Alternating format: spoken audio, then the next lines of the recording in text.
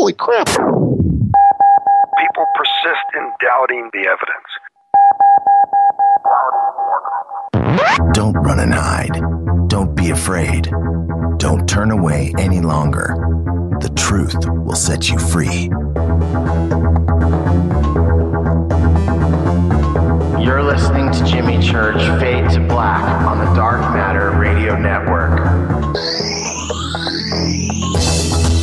We're turning all of our antennas towards Jimmy Church on Dark Matter Radio. And now, your host, the captain of conspiracy, the prince of paranormal. This ain't your daddy's radio network show. This is Jimmy Church, Fade to Black.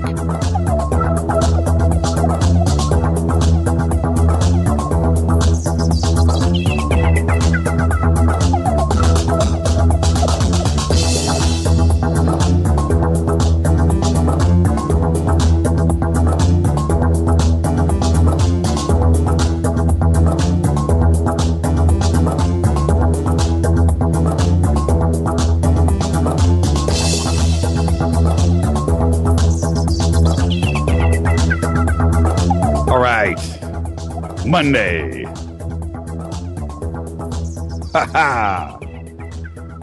So good to be back. Nothing like a weekend off. Fade to Black, bespoke radio for the masses. Today's Monday, January 19th. 19 days into the new year. 346 days left. That's it.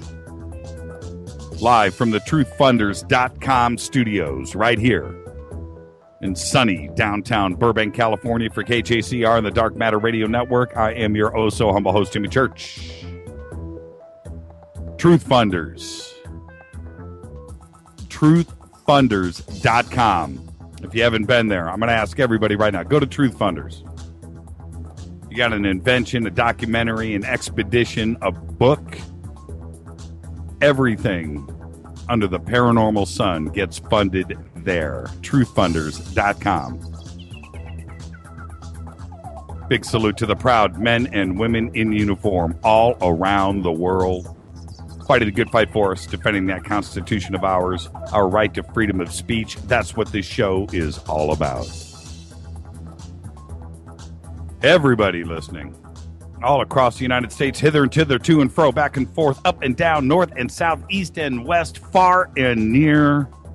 Our good friends over in Europe, to the north of us, to the south, all the way over to Japan, Australia, New Zealand. Welcome. This is Fade to Black, the Monday edition.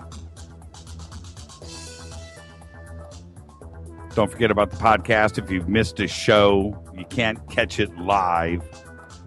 You don't catch the rebroadcast on Dark Matter. Go subscribe to the podcast. Best $2 you've ever spent. Invest into the show. That's what you need to do. Faders.org. Great Fader cinema this weekend. Oh, man. Killer clowns from outer space. We got to get something lined up for this weekend. We'll talk about that. Faders.org.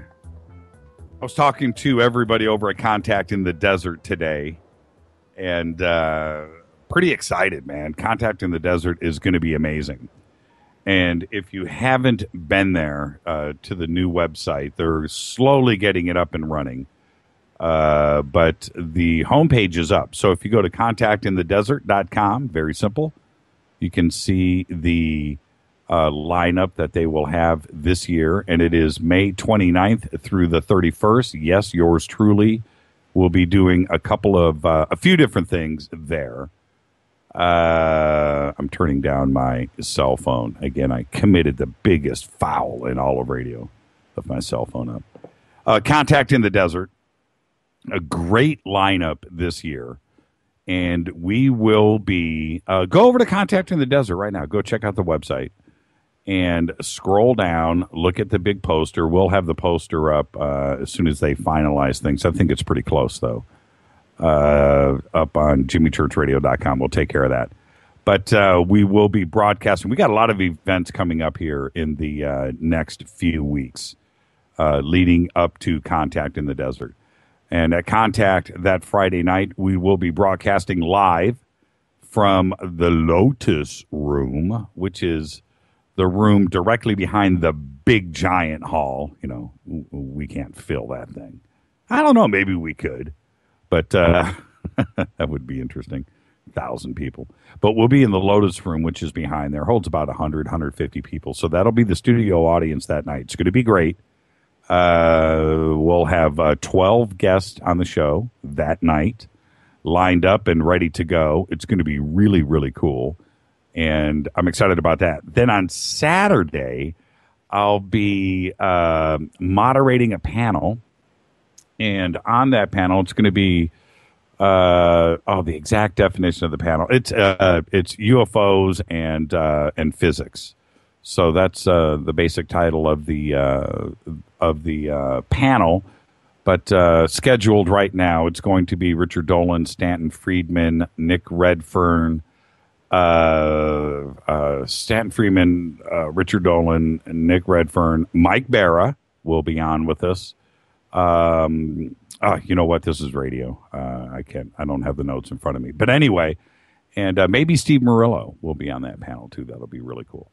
So that'll be on Saturday. We'll be interviewing and doing some other stuff for Contact in the Desert live. We'll have a little setup outside of the main hall there, and we will be interviewing all of the speakers for the staff there at Contact in the Desert with the video crew. That's going to be a ton of fun too. And of course, we have the events that are going on that night. We will be giving away tickets again this year. Okay, so we'll have a whole pile of tickets. I'm not sure the cost of the event itself, but I think the tickets are, north of $200-$400 a ticket, something like that. I don't know what they are. You can go to the website and check that out. But we will be giving away a load of tickets. So all of you Fadernauts, good luck to you. Well, we will start running the contest in about a week, maybe 2 weeks.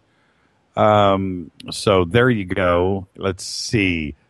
February 6th is the Conscious Life Expo out here in Los Angeles at LAX. We will be there. Looks like we might be there all 3 days. We have Mike Barra's stuff on Friday night, and then on Saturday there is a panel with Sean Stone and Carrie Cassidy, so we'll be there for that. And then, of course, the meet and greet and stuff Saturday afternoon and evening. That's going to be a ton of fun, and so we will be there. So that's Conscious Life, February 6th. And and then right after that, Friday the 13th, February, is the debut, the premiere of Season 2 of Hangar 1. So we have a lot of exciting stuff going on right now. I'm pretty fired up. And so with all of that, let's get this show cracking. Today, singer from America, the band America. Well, he's also from America. Dewey Bunnell is 63 years old. He sang hits like Horse with No Name and Ventura Highway. 2 great songs. And he is 63 years old. Funny thing about America, the band, when they were all in junior high and high school over in Germany, I believe, I'm taking this from memory, I have no notes, but they were all like, I believe, Air Force. They were Air Force brats. They lived on an Air Force base. And they formed the band in high school. And they called it America because they were over there and they kind of missed home, that one of those vibes. And that's how America was formed. And there you go. From high school, and to write songs like that is pretty amazing. Anyway, Dewey Bunnell today, 63 years old. Also today, comedian Paul Rodriguez, funny man, is 60 years old. How do you make the cut? Well, you got to be funny like Paul. Got a bunch of dead guys' birthdays today. Our dead guys' birthdays today are Janis Joplin, 1943 to 1970. Phil Everly of the Everly Brothers, 1939 to 2014. And singer Robert Palmer, 1949 to 2003. Palmer died in a Paris hotel room from a heart attack on the 26th of September, 2003. at the age of 54. Can you believe it? And so I'm a big Robert Palmer fan, man. I thought that dude was a total class act. And who can forget those videos? Remember with the brunettes, the black-haired, the brunettes with the guitars dancing in the background. Remember that? Man, MTV was cool back then. But so I went through and looked at his list of hits and non-hit. I mean, and I was like, that's right. Check this out. It wasn't, Some Like It Hot. Remember that? Get It On, Bang a Gong, the remake. Remember that? Addicted to Love. I Didn't Mean to Turn You On. That was a good song. Simply Irresistible. You remember that? And Bad Case of Loving You, Doctor. Palmer had the ability. He could do a hit song. I will say this. Back then on MTV did, they still do, but they did their music awards at the Universal Amphitheater. And my guitar tech back then, a guy named Rob Gazaris, actually went, when you could do this, he went and bought tickets to the MTV Awards. And I'm going to guess and say this is 1985, 1986, right in there. And I said, oh, you got tickets? He goes, yeah, man. And they were like, I can't remember. They were like a lot of money back then, like $40 each or something. And I go, where are we sitting? And he goes, dude, man, we're in the second row. What? In the center. No BS. So we go, and I dress up in my best Don Johnson, man. Long hair, white suit, pink turquoise tank top, bunch of gold chains, whatever. So we go, and we sit right there, right in the center. Right, I'm looking at the microphone. Right, it's just like dead in front of me. And the opening act, lights go down. It's Robert Palmer. He comes out and nails it. And I just remember the excitement of the MTV Awards. Back then, it was a huge deal. And just watching Robert Palmer and watching him nail it like he did. He did 2 songs. And it was just something that has stuck with me over the years. And just going back and thinking about Robert Palmer today and going through all of his albums and the Power Station. And he was just a class act. And so there you go. Robert Palmer died 2003 of a heart attack at the age of 54. Happy birthday, Robert. There you go. So to fire it off on Twitter, I just want to know, does everybody love Robert Palmer like I do? Oh, Mark Davitt just said Robert Palmer was one of the cool ones. Okay, cool. You guys are with me on Twitter. Right on. Okay, so let's just light up Twitter right now. What's your favorite Robert Palmer song? What's your favorite? Addicted to Love's pretty good. Some Like It Hot. I Didn't Mean to Turn You On is, that might be mine right there.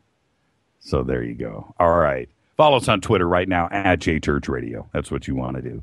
At JChurchRadio. Hashtag DMRadioNet will get you into the sandbox. Come hang out with everybody tonight. Tonight on the show, we have Gerald Clark. Been trying to get Gerald on the show for a year. A solid year. I could follow our email conversations going back a year. We finally got him on the show. Anunnaki, Nibiru, today, life, the connections. It's all going to be solved tonight with Gerald Clark. We'll have him on in the bottom of the hour. Tomorrow, remote viewer Dr. Angela Smith will be joining us. And on Wednesday, Stuart Swerdlow and the Montauk Mind Control Time Travel Program. Stuart will be with us Wednesday night. And, of course, Thursday night is Fader Night Open Lines. And now we're going to have a busy show tonight with Gerald. We've got a lot of stuff to cover. We'll see if we can squeeze in a few phone calls at the end of the night. If we do, 323-825-5045 is the call-in number. You can also Skype in Fade to Black 14. You can also email throughout the show tonight, Jimmy at jimmychurchradio.com. We'll get the job done. You can also go over to the contact page, where we use non-NSA, specially encrypted servers. You can do it right there. If you have any questions for Gerald, that is hashtag F2BQ in TweetDeck, hashtag Fade to Black Questions, F and the number 2, BQ, F2BQ. We'll get questions straight to Gerald. Let's get to a couple of emails before we break. Email from Trevor in the UK. Trevor says, just wanted to salute you on Laird Scranton from December of last year. I just listened to it on YouTube. What a show, what a show. Wow. Towards the end of last year, you mentioned a certain Jordan Maxwell might be coming to Fade to Black. Do you have any updates on this? The updates are, I'm not so sure what's going on with Jordan. We have reached out through back channels. He's not picking up his phone, by the way. Reached out through back channels. I would like to have Jordan on the show. And so that's it. I'm not going to say anything else. But then Trevor goes on to say, also, I keep plugging for Gerald Clark. Come on the show. I just got this email today, by the way. It's like, Trevor, I know you're over in the UK, but have you checked out the website?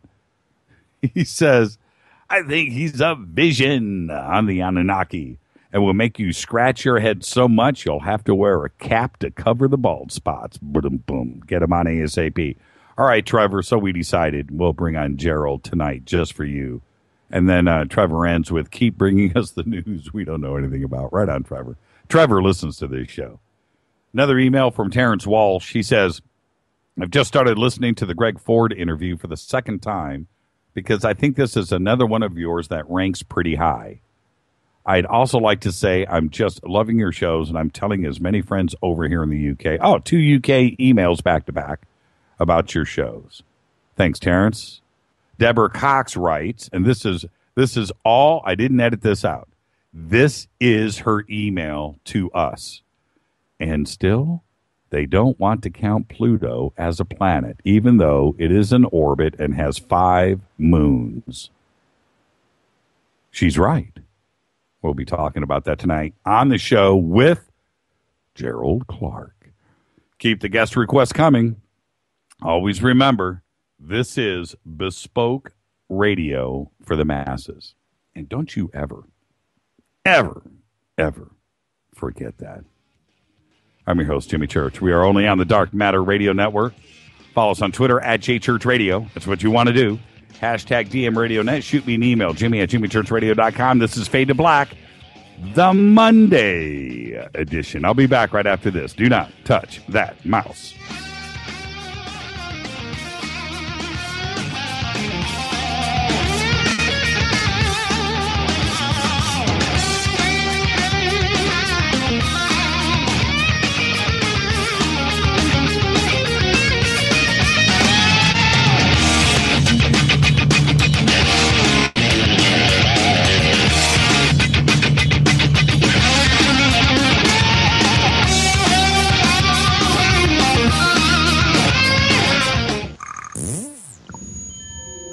You're listening to Jimmy Church Fade to Black on the Dark Matter Radio Network. What's up, revolutionaries? It's me, Jimmy Church. Do you have an IRS or state tax issue? Well, I did, and I called national tax experts. My problems were fixed, done, fini, and man, I got to tell you, it was a relief. National Tax Experts are a recognized tax office that services clients in all 50 states. Doesn't matter where you live. Give them a call. I'm telling you, they take the time to understand each and every client's individual financial status as well as their financial goals.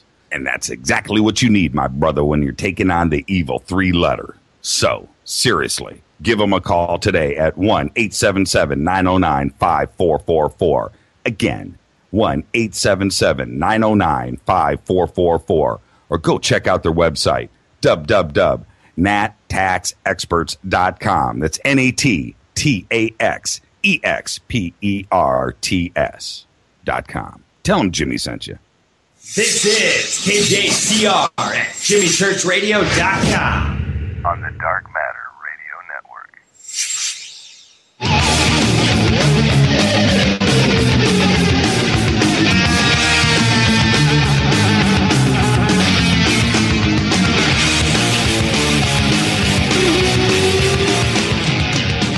All right, everybody, welcome back. Fade to Black, bespoke radio for the masses, only on the Dark Matter Radio Network. I'm your host, Jimmy Church. Tonight, we have Gerald Clark, Anunnaki Nibiru. Tomorrow, remote viewer Dr. Angela Smith. Wednesday, Stuart Swerdlow will be joining us. And, of course, Thursday, Fader Night, open lines. Let's get to some news that you know nothing about. Let's make you smart. At least 50, I'm going to say this again, at least 50 U.S. law enforcement agencies have secretly equipped their officers with radar devices that allow them to effectively peer through walls of houses to see whether anyone is inside, a practice raising new concerns about the extent of government surveillance. Those agencies, including the FBI and the U.S. Marshal Service, began deploying the radar systems more than 2 years ago with little notice to the courts and no public disclosure of when or where or how they will be used. The technology raises legal and privacy issues because the U.S. Supreme Court has said officers generally cannot use high-tech sensors to tell them about what's inside of a person's house without first obtaining a search warrant. The radars work like finely tuned motion detectors, using radio waves to zero in on movements as slight as human breathing from a distance of more than 50 feet. They can detect whether anyone is inside of the house, where they are, and whether they are moving. As creepy as that sounds, I only assumed this was going on a lot longer than the last 2 years. Think about that for a second. Time for a grassroots campaign right now. You have to have a search. You have to have a reason. Look, got a hostage crisis going on inside of a bank. I get that. I understand. But if they have the ability to roll up on my home and just point something at it and check it out like that, I've got issues. Open Minds TV reported January 6th that after crunching the numbers of all the official reports of unidentified flying objects made to the Mutual UFO Network, the total number of documented UFO sightings around the world totaled 8,680. That is 1,034 more than was reported in 2013, which was 7,646. In the United States, where most of the sightings reported to MUFON take place, the number rose by nearly half to 7,048 as compared to 6,457 in 2013. Okay, everybody wants to know the top 10 states. Okay, coming in at number 10, West Virginia. Number 9, Maine. Number 8, Missouri. Number 7, Colorado. Number 6, Alaska. Number 5, Pennsylvania. Number 4, New York. Number 3, Florida. Number 2, Tejas. And number 1, California. The reported theft by Chinese hackers of blueprints for the United States' F-35 Joint Strike Fighter amounted to, get this, 50 terabytes. 50 terabytes of classified information. That's right, according to documents leaked by NSA whistleblower Edward Snowden. The hackers are believed by many U.S. officials to be affiliated with the Chinese government. 2007, China saved 25 years of research and development, according to a U.S. military official. That's a quote. That's the name of the file, cited by the Washington Post in a 2013 article covering the breach. Previous media reports said that several terabytes of data was stolen. But according to the new documents published by the German magazine Der Spiegel last week, the actual amount was far higher at 50 terabytes. Check this. Equivalent to 5 libraries of Congress. The data, reportedly used by China to build their own advanced fighter jets, includes detailed engine schematics and radar design. The reported hack also includes some 24 advanced weapon systems, including the Aegis ballistic missile defense system, the literal combat ship designs, and emerging railgun technology. That's insane. Insane. They should have had some false information in there. Watch those Chinese fighters fall out of the sky with some faulty airfoil. I cannot believe this. It's just, Also on the Snowden front, British security agency GCHQ has stored thousands of emails from journalists working for the world's biggest news organizations, according to another batch of Snowden leaks. Emails from the BBC, Guardian, New York Times, Washington Post were all saved by the GCHQ, allegedly as a part of, and I'm quoting here, a test exercise conducted by the agency. Journalist communications were among the 70,000 emails harvested during one day in November 2008. They were obtained by one of GCHQ's taps into fiber optic cables used to transfer information on the internet. The leaks show that GCHQ had classified investigative journalists.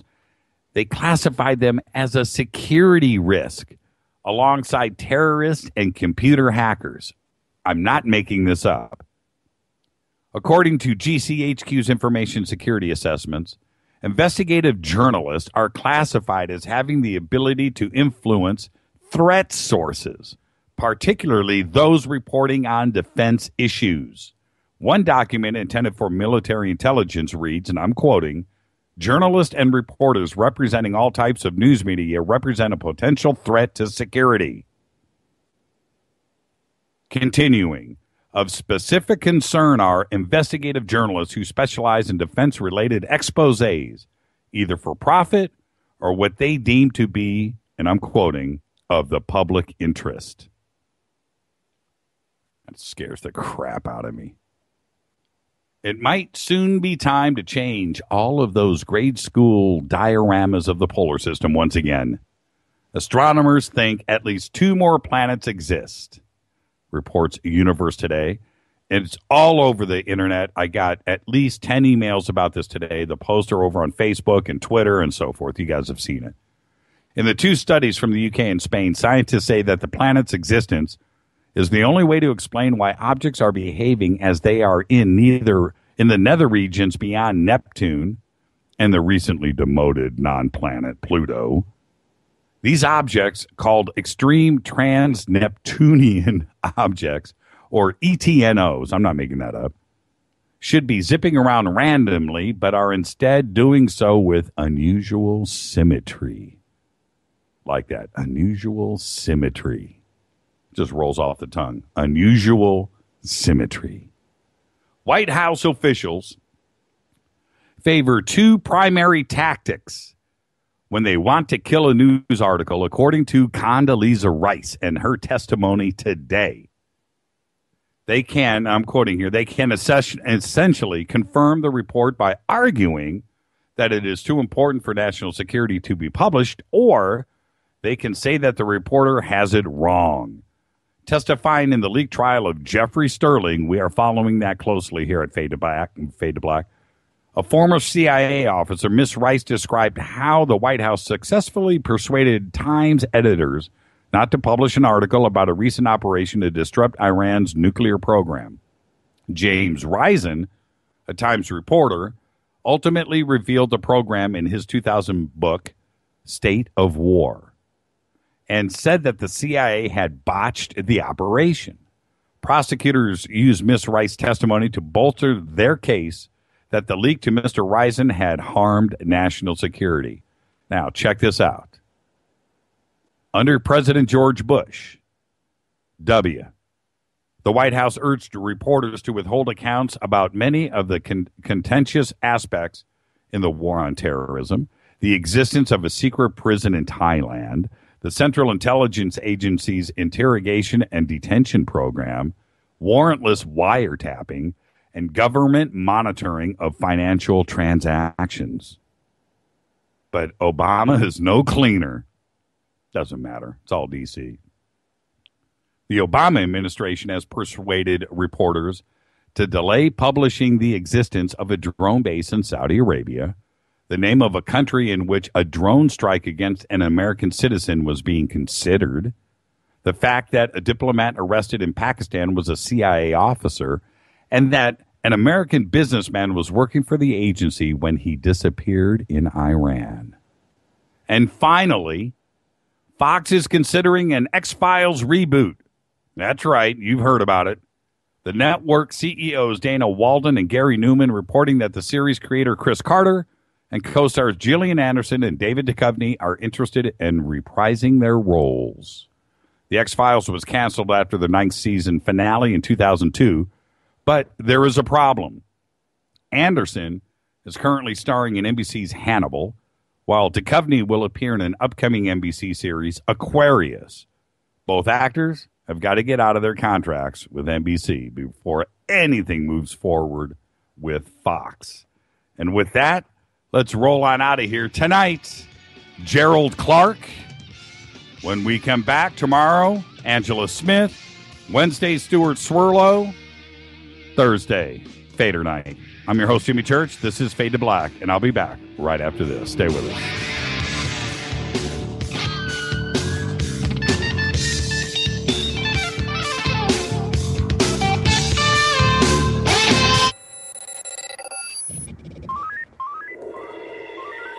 Way out here, we listen to Jimmy Church on the Dark Matter Radio Network.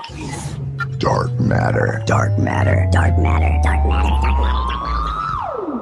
You're listening to Fade to Black on the Dark Matter Radio Network.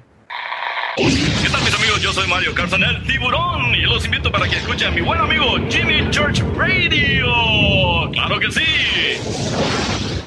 Oi, oi, I'm Reese Evans. You're listening to Jimmy Church. This is Revolution. The revolution will not be televised. The revolution is on radio.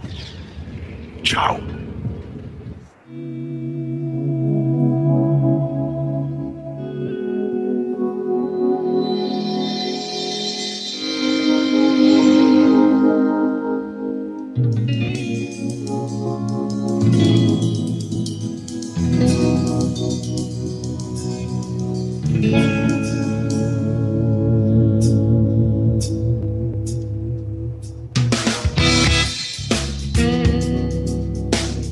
All right, everybody, welcome back. This is Fade to Black. Tomorrow night, remote viewer Dr. Angela Smith. Wednesday, Stuart Swerdlow in the Montauk Mind Control time travel program. But tonight, Gerald Clark. Gerald Clark is a 1994 graduate of the University of California at San Diego. Gerald holds an MSEE in Electronic Circuits and Systems and a BS in Computer Engineering, both from UCSD. Isn't that the party school of the United States? I'm going to have to ask him about that. Gerald is the author of several papers in the communications and electronics field and is well known for his work in the San Diego high technology industry, awarded several patents in the free space optical laser communications field while serving as vice president of engineering at LightPoint Communications Incorporated. Gerald's career involved companies like Laurel Telemetry and Instrumentation, where he led the final phase of the Global Star telemetry and command modem designed for Qualcomm. Very cool. Used to command, monitor, and control 54 LEO Global Star constellation satellites. During the years 1996 to 2002, working as a telecommunications executive, Gerald's business travels took him to various parts of the world, exposing him to a plethora of cultures, which acted as a catalyst for his research into mankind's earliest technologies and accomplishments, including the cultures of Mesopotamia and the surrounding areas of Turkey, Egypt, Persia, and Iraq, eventually leading to the cuneiform inscribed tablets left by the Sumerians. His book, The Anunnaki of Nibiru, made him one of the world's leading experts on the subject. And his new book, The Seventh Planet, Mercury Rising, deals with the questions like, if the Anunnaki created mankind, then who created them? And are the Anunnaki remnants attempting to establish a one-world government, dark lords, biological design, all of the above? Tonight we are going to connect the dots, and I would like to welcome to the program right now, Gerald Clark. Gerald, how are you tonight, sir? Gerald, are you with us? I see you. Okay, Gerald, we do not have a connection. Oh, you've got to be kidding me. Okay, Gerald, if you can hear me, we got to reset. I don't know what's going on. There he was. Let's call him right back. I think Gerald didn't hit a button. I don't think you hit a button, did you, Gerald?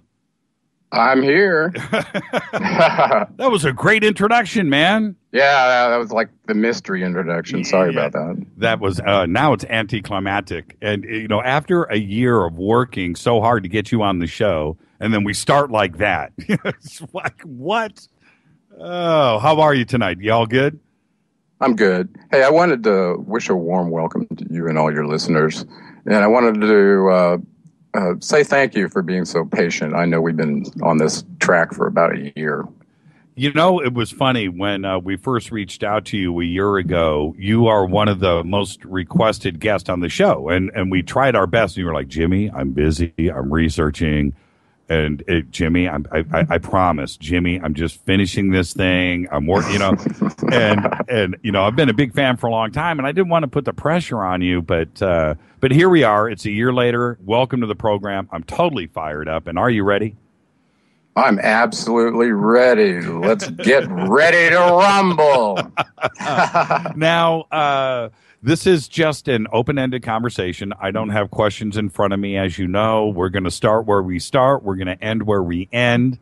We have so many different subjects to cover, and I'm going to warm the audience up to this and all of the Fadernauts out there. I have followed your research for a long time, and I've certainly listened to a lot of your presentations and radio programs over the years now. And so I know how far and wide your research goes, and how we can start to narrow things down to the events of today. So with a lot of patience, we have all the time in the world tonight, so let's do it the best that we can. I'm going to start off with the most boring question of any interview, which is, but I'm going to change the tone of it a little bit. You come from a heavy tech background.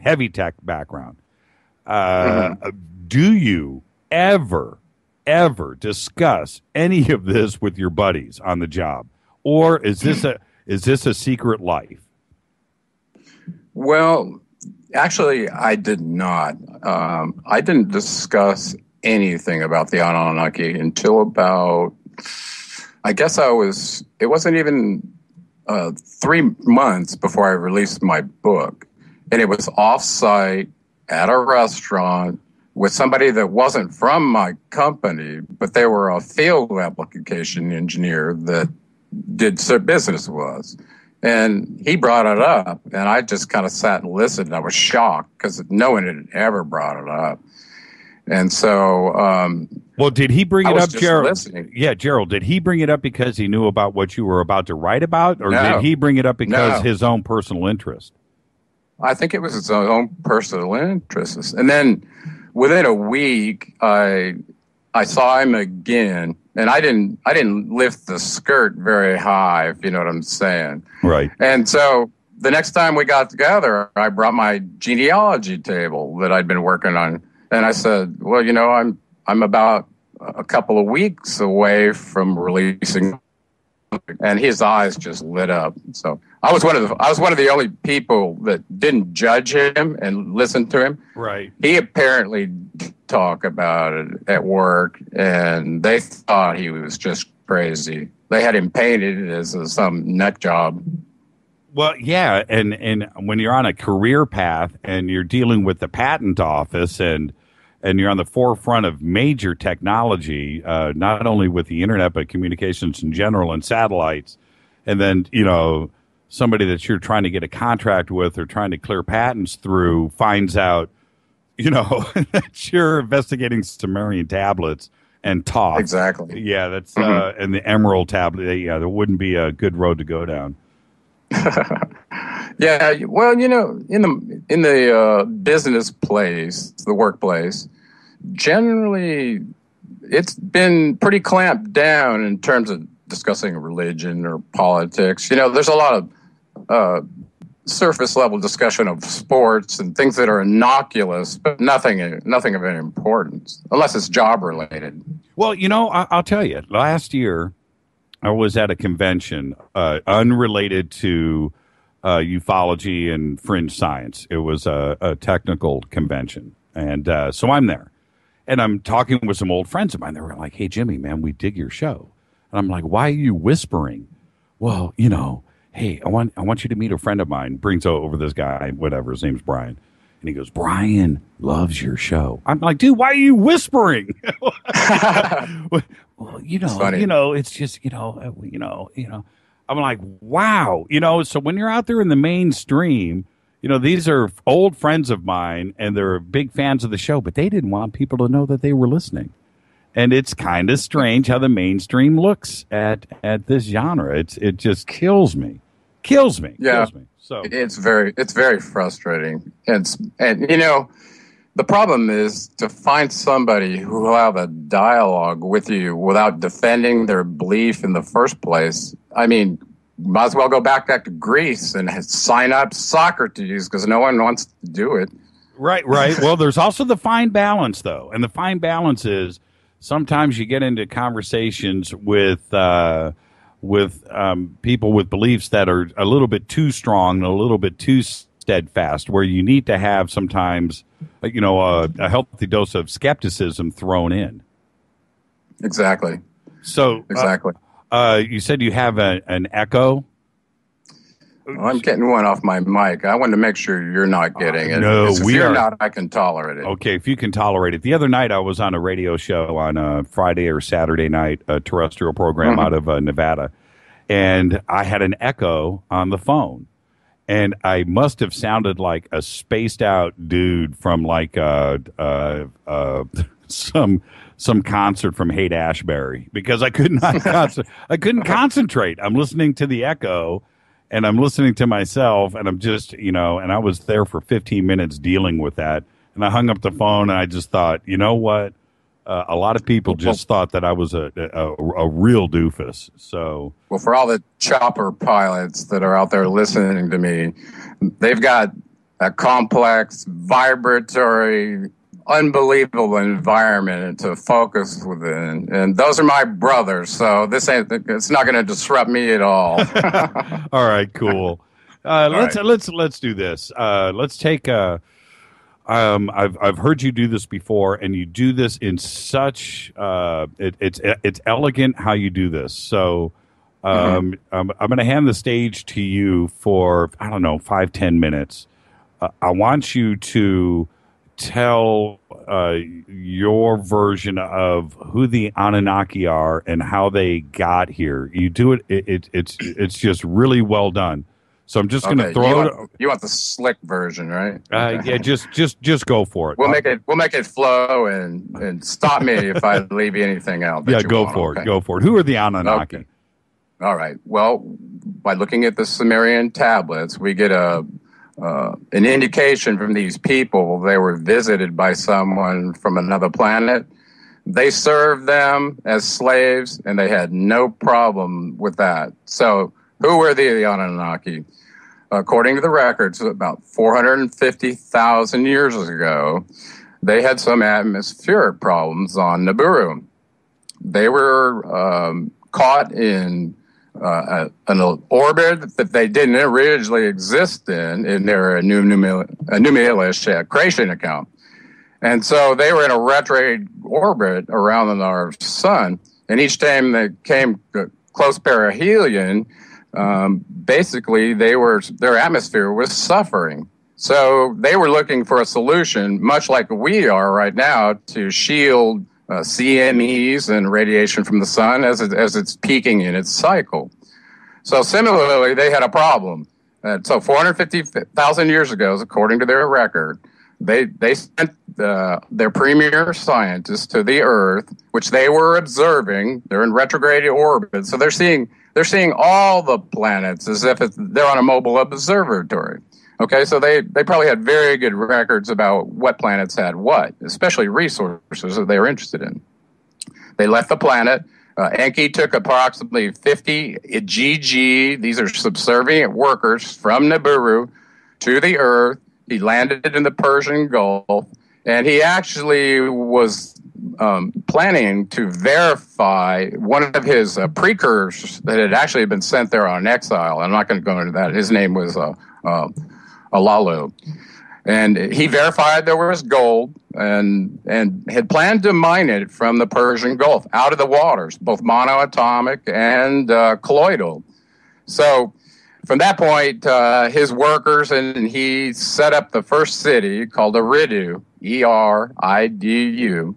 And in my new book, I could give a couple of Google Earth images of the city and a map of the temple district, which is very interesting. Okay, so he's here. He's trying to get gold. And apparently, they've been working for more than a shar being the orbital period of their planet, which is 3,600 years. And they've been working longer than that and still weren't making the progress that was expected of them. Imagine how much gold you would need to ionize and put in an atmosphere to shield, depending on how big your planet is. So in my mind, this was a losing battle ultimately, but they're going for it.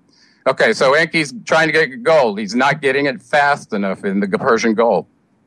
His father, Anu, the one that sent him, redirected him to the mines in South Africa. And now this is circa probably 445,000 years ago, because right at that point, his half-brother was dispatched from Nibiru to come to the Earth. His name was Enlil. Okay, and I have to explain these two characters a little bit, so we got the names pegged down. Enki is the scientist. Enlil is the bureaucrat, and he's a military-type commander. He earns the title Lord of the Command, whereas Enki used to have Lord of the Earth. That's what he has when he was first here. Then he got kind of demoted to Lord of the Sea. So those guys were fighting over titles from 445,000 years ago on this planet. Okay, so Enki vectored off to Africa. Enlil came down. Anu also joined them, and they cast lots to decide who was going to do what. Anu ended up going back to Nibiru. Enlil got the Mesopotamian region where their bond heaven Earth was going to be set up. Their mission control centers was later established at the city of Nippur. Their landing site for their aircraft was at Sapar.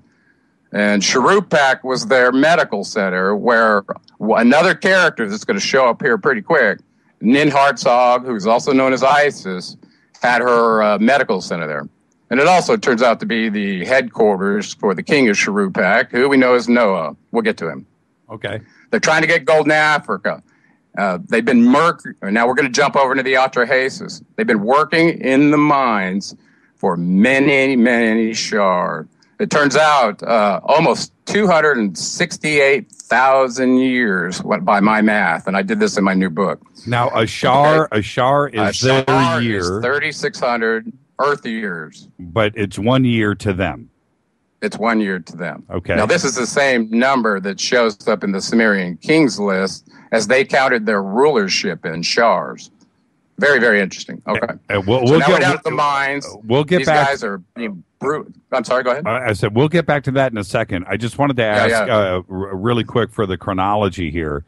Mm-hmm. Enki How old was he? I mean, how long did he live for, I should say?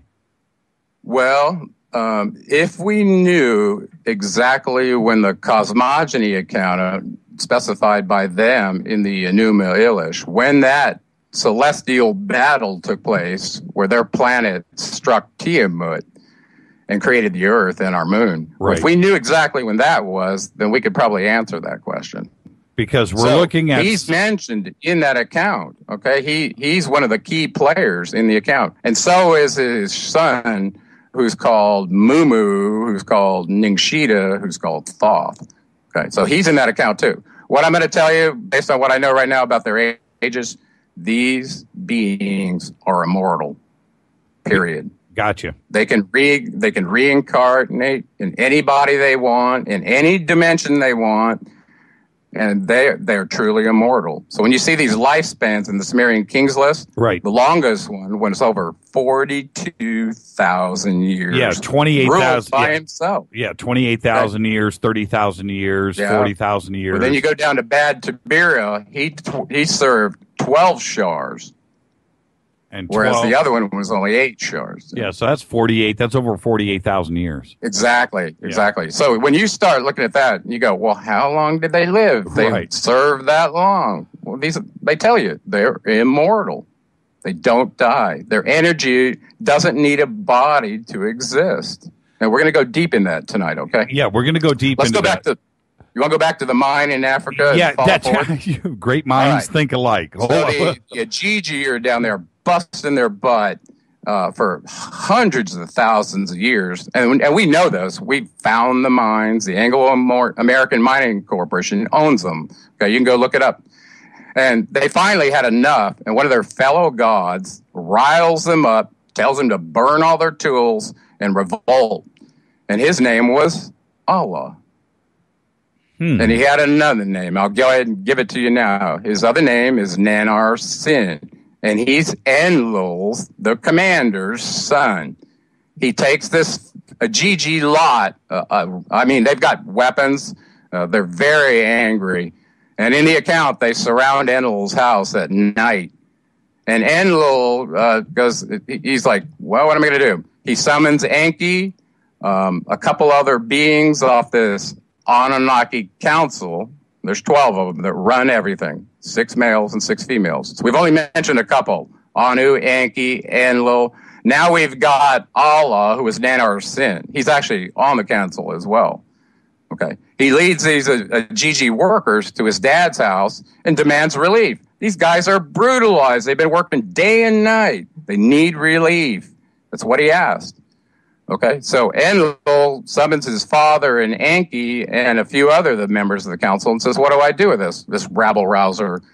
Okay, so he sends his gate guard, Nusku, out to go find out what their terms are. And they basically said, we're not doing this anymore. Find us a replacement.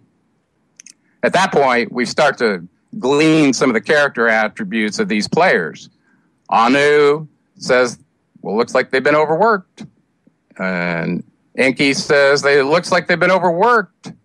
And Enlil says, well, I'll kill one and let's get them back to work. That kind of guy. Brutal taskmaster, okay? So at that point, Anu and Enki overrule him. He puts on a fake cry routine, and they decide to have a council meeting and discuss, whether we're going to replace them with tools or we're going to replace them with more meat, okay? So I go into intricate detail on the thinking between a machine and a meat host or a primitive worker. Now, recall, they were using meat before with the Ajiji. They've been doing this for 268,000 years, and they didn't bring in tools then. Right. So they preferred meat, okay?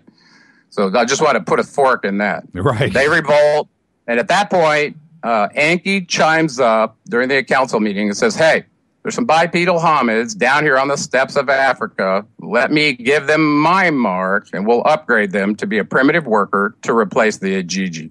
Hence, they bandied it around and decided that was the best solution. So he and his half-sister, Nin Hartsog, who was Isis in Egypt, were sent off to a lab in South Africa called the House of Shimti, where he essentially messed around with all kinds of chimeric trials to see if he could produce a sentient primitive worker that could follow their commands.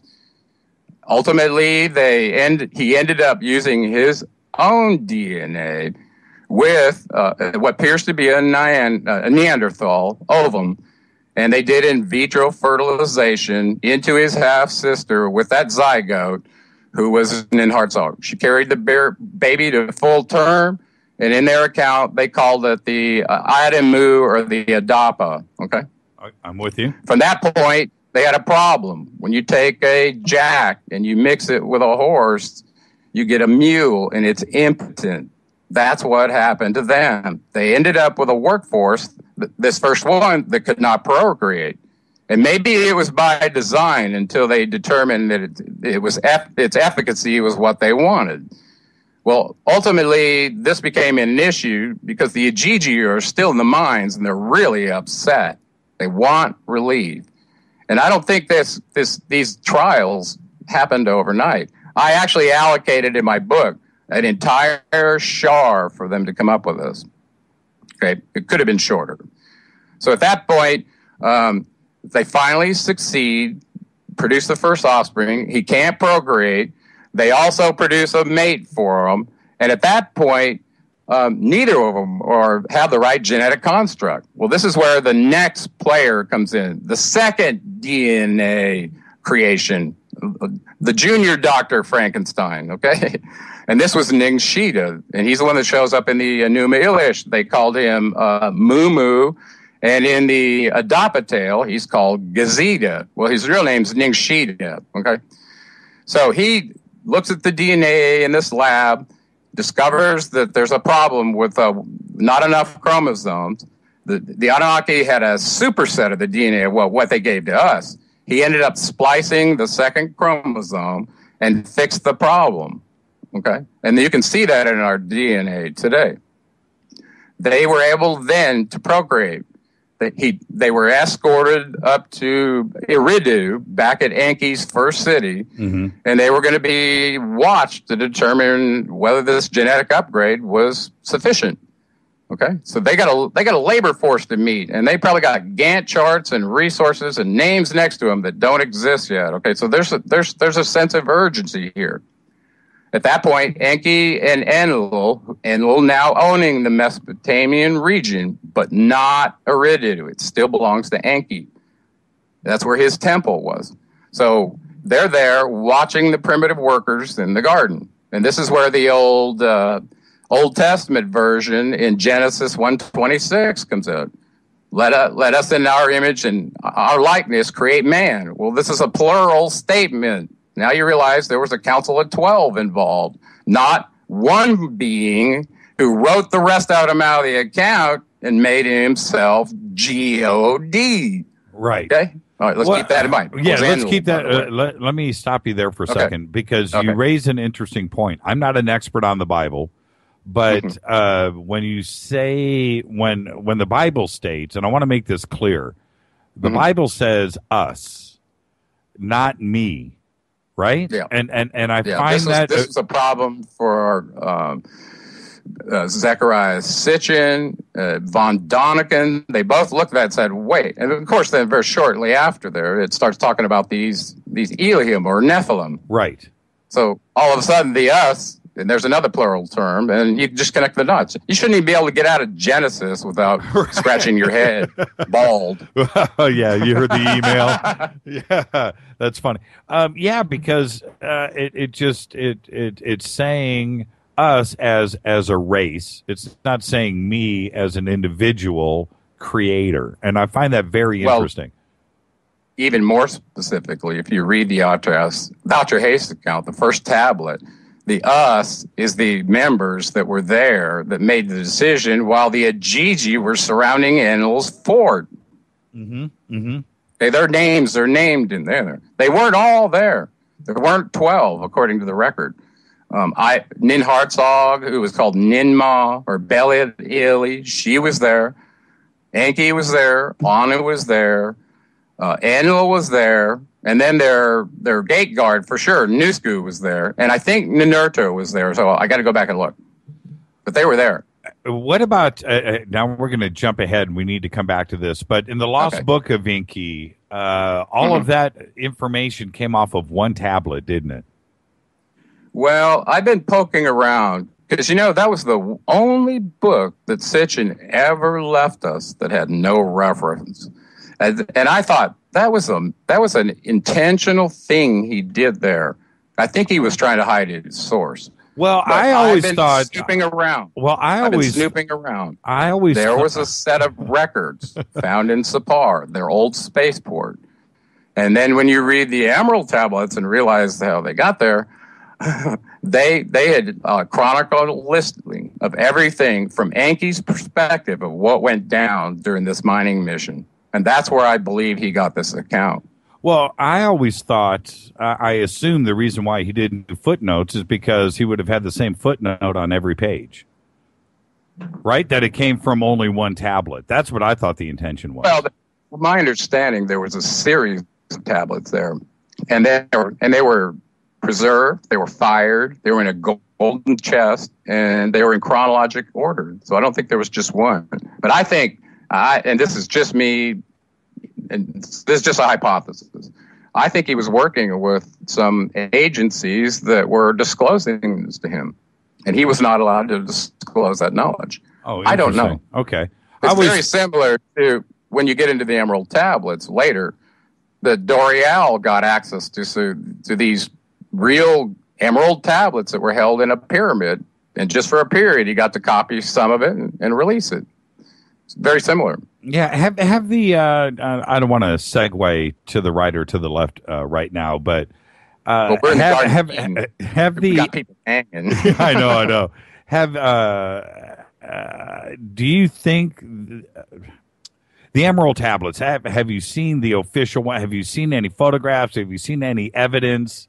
I've heard all of the descriptions, and there's actually one that showed up in Europe. It was a summary version of the 13. Okay, not including the 2 supplemental. There's a total of 15 I give in the book. Right. Okay, the two last ones were not supposed to be released until a much later time than the 1925, and we can talk about it. Okay, so, Gerald, are you still getting an echo? I am. Okay, let's take a quick break. Unplug your microphone, plug it in. We'll take a quick break. We'll come back in 2 minutes. Terrific. Thanks so much. All right, that is Gerald Clark. He's with us tonight, Anunnaki of Nibiru, Mercury Rising, his new book. We will be back right after this. This is Fade to Black, only on the Dark Matter Radio Network. Stay with us, everybody.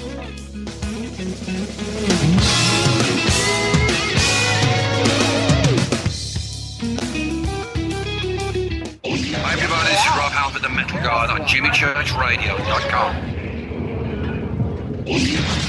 What's up? My name's Brian Taylor, Ninja Badass Extraordinaire, and this is JimmyChurchRadio.com. JJCR in your face. JimmyChurchRadio.com on the Dark Matter Radio Network.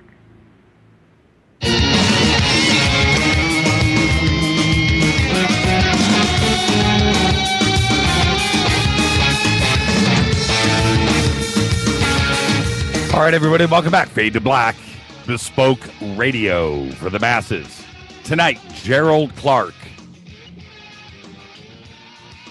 Tomorrow night, Angela Smith. Wednesday, Stuart Swerdlow. Thursday, of course, open lines, Fader nights. All right, Gerald, you got your microphone fixed? Gerald, you we got fixed? I do. Don't make me nervous. Okay. All right. Before the break, we were talking. Mm-hmm. I want to talk about Michael Tellinger for a second, because with his research, he's such a brilliant mind. I love the guy. Mm-hmm. But he has uncovered evidence of 100,000-year-old and older gold mines in South Africa, and that obviously predates metallurgy by my calculations 95,000 years.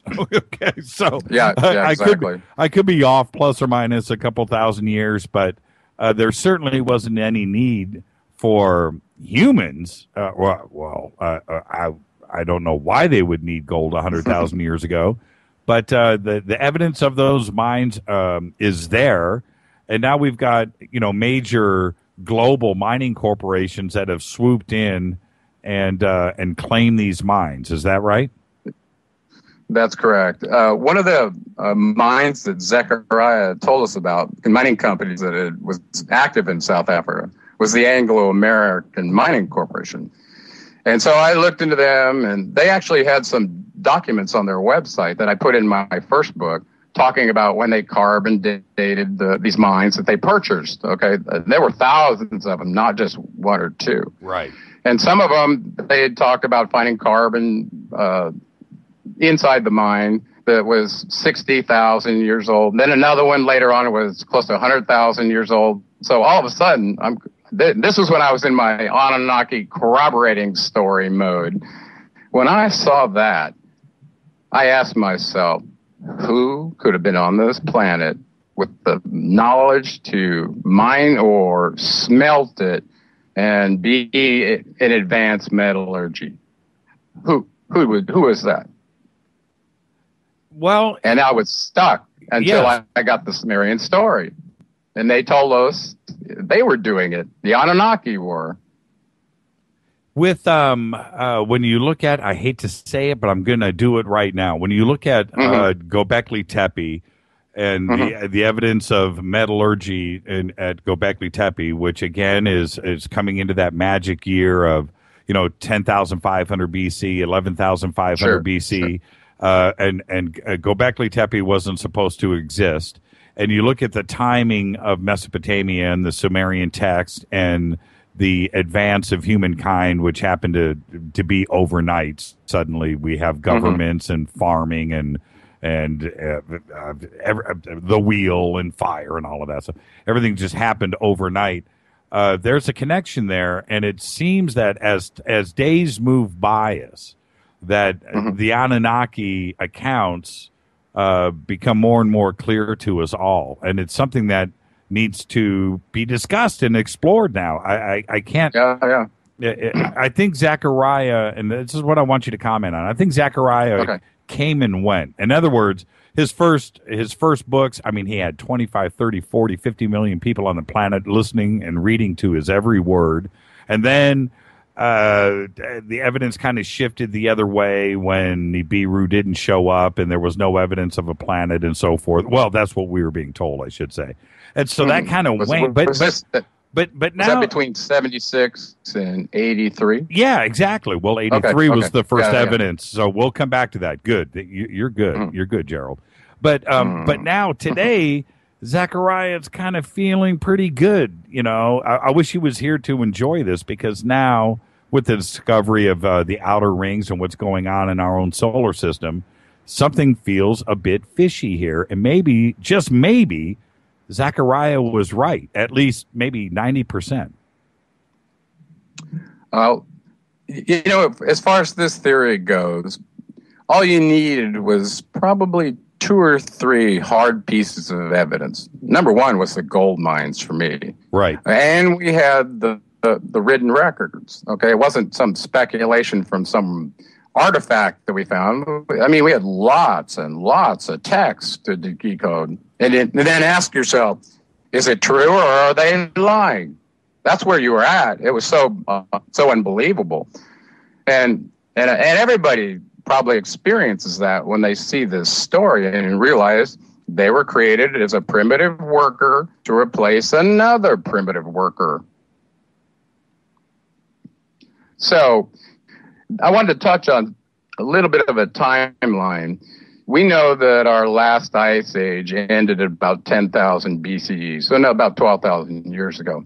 Well, the Göbekli Tepe is about 12,000 years old. And I was traveling back and forth to Turkey, and I was focused on a city that Jared Diamond told us about, which was Kalahaya, an obsidian trading center, which was purported to be 9,000 years old. So how is it that Mesopotamia at supposedly 3,800 BCE and Egypt at 3,100 BC, how do they fit in to Göbekli Tepe? Well, if you go back to the Egyptian priests of the city of Sais, he described multiple floods in the Mesopotamian region, 4 major ones and several minor ones. Right. So what I'm telling you is those pre-diluvial cities in Mesopotamia, Bad Tabira, Sippar, Nippur, Uruk, Ur, those ones. Right. Ur, yeah, definitely Ur. Yeah. So Ur and Nippur were very, very closely coupled. Ur was the capital of Samaria twice, and Enlil's son, Nanar, was the king of Ur in the 2nd dynasty. Okay, I included a lamentation of Ur, including this conversation between Allah, Nanar's sin, and his father, Enlil Yahweh. Okay? So very, very important document. If anybody has any question about the relationship between Allah and Yahweh, it's right there in black and white. Lamentation of Ur. Okay. So once the floods came, in Noah's flood, and we got to get there from the Ajiji miners back where we are, actually from the Garden of Eden forward to Mount Ararat. We got to get there. Okay. Okay. So we know that the last ice age, there were earth perturbations, and it looks like that's when whatever this Noah story happened, and it landed him on Mount Ararat. Okay. So we can backtrack using the Sumerian kings list, because after the first Sumerian kings, which there were 8 or 9 out of them, it ended after 176,500 years with the last one and of Noah's flood. That's what it says it right on the tablet. So you got a time marker right there. It's really, really helpful. So from that standpoint, this flood hit Mesopotamia. It wiped out everything. And these cities that were there were pre-diluvial, before 12,000 years ago. Actually, they go way back. Eridu was the first city on this planet built 450,000 years ago. And they built on top of it and on top of it, just like most ancient cultures do. Right. So the fact that they're saying it's 3,800 BCE, well, that was the last resurgence following the last flood. Okay. Well, before that, let's go back to the Garden of Eden, find out what happened there, fast forward with this flood, and then land on Ararat, and we'll see how Göbekli Tepe fits in if you want. Okay? Exactly, and let's do that. And the funny thing is, when you start to put the pins in the map, when you're looking at Ararat, you're looking at Turkey, you're looking at Göbekli Tepe, you're looking at Karahunj in Armenia, and all of these cultures are kicking off right at the same time in the very same part of the earth. And none of this is coincidence. You cannot explain it away. So let's go back to the Garden of Eden, and the way that you present this is an eye opener. I'm already scratching my head. I've got a bald spot right here in the back.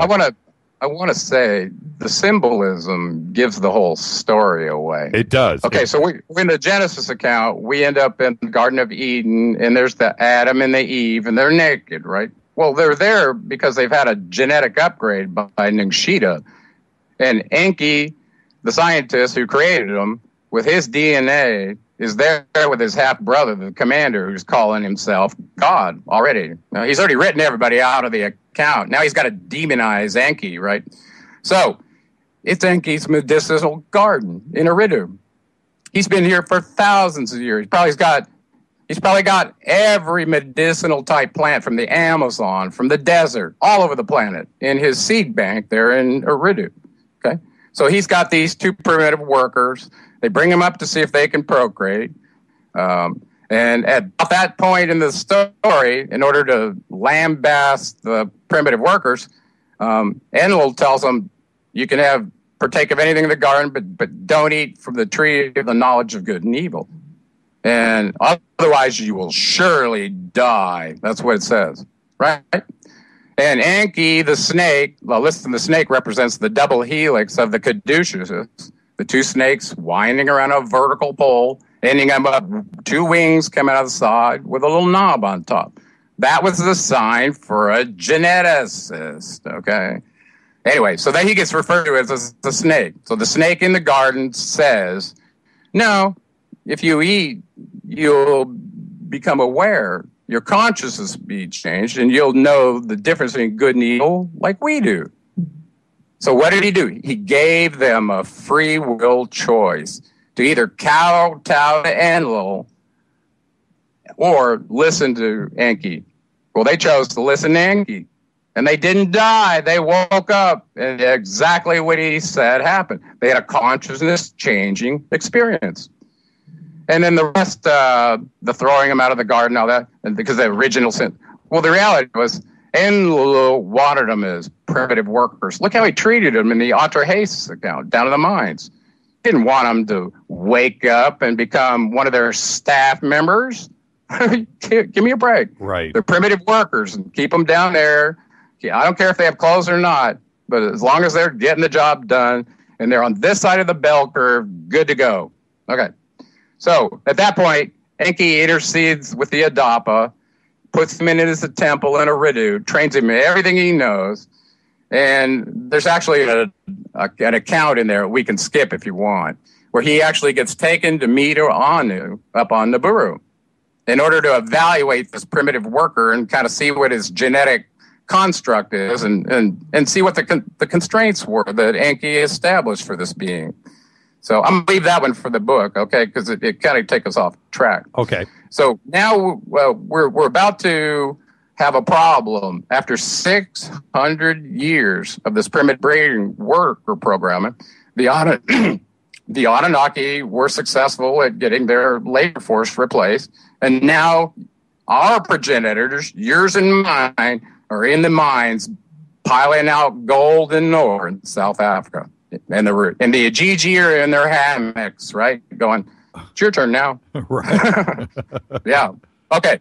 So the breeding program was very successful. After 600 years in the Atrahasis account, we are told that the noise of the humans was so great, bellowing like a bull, that Enlil wanted them gone.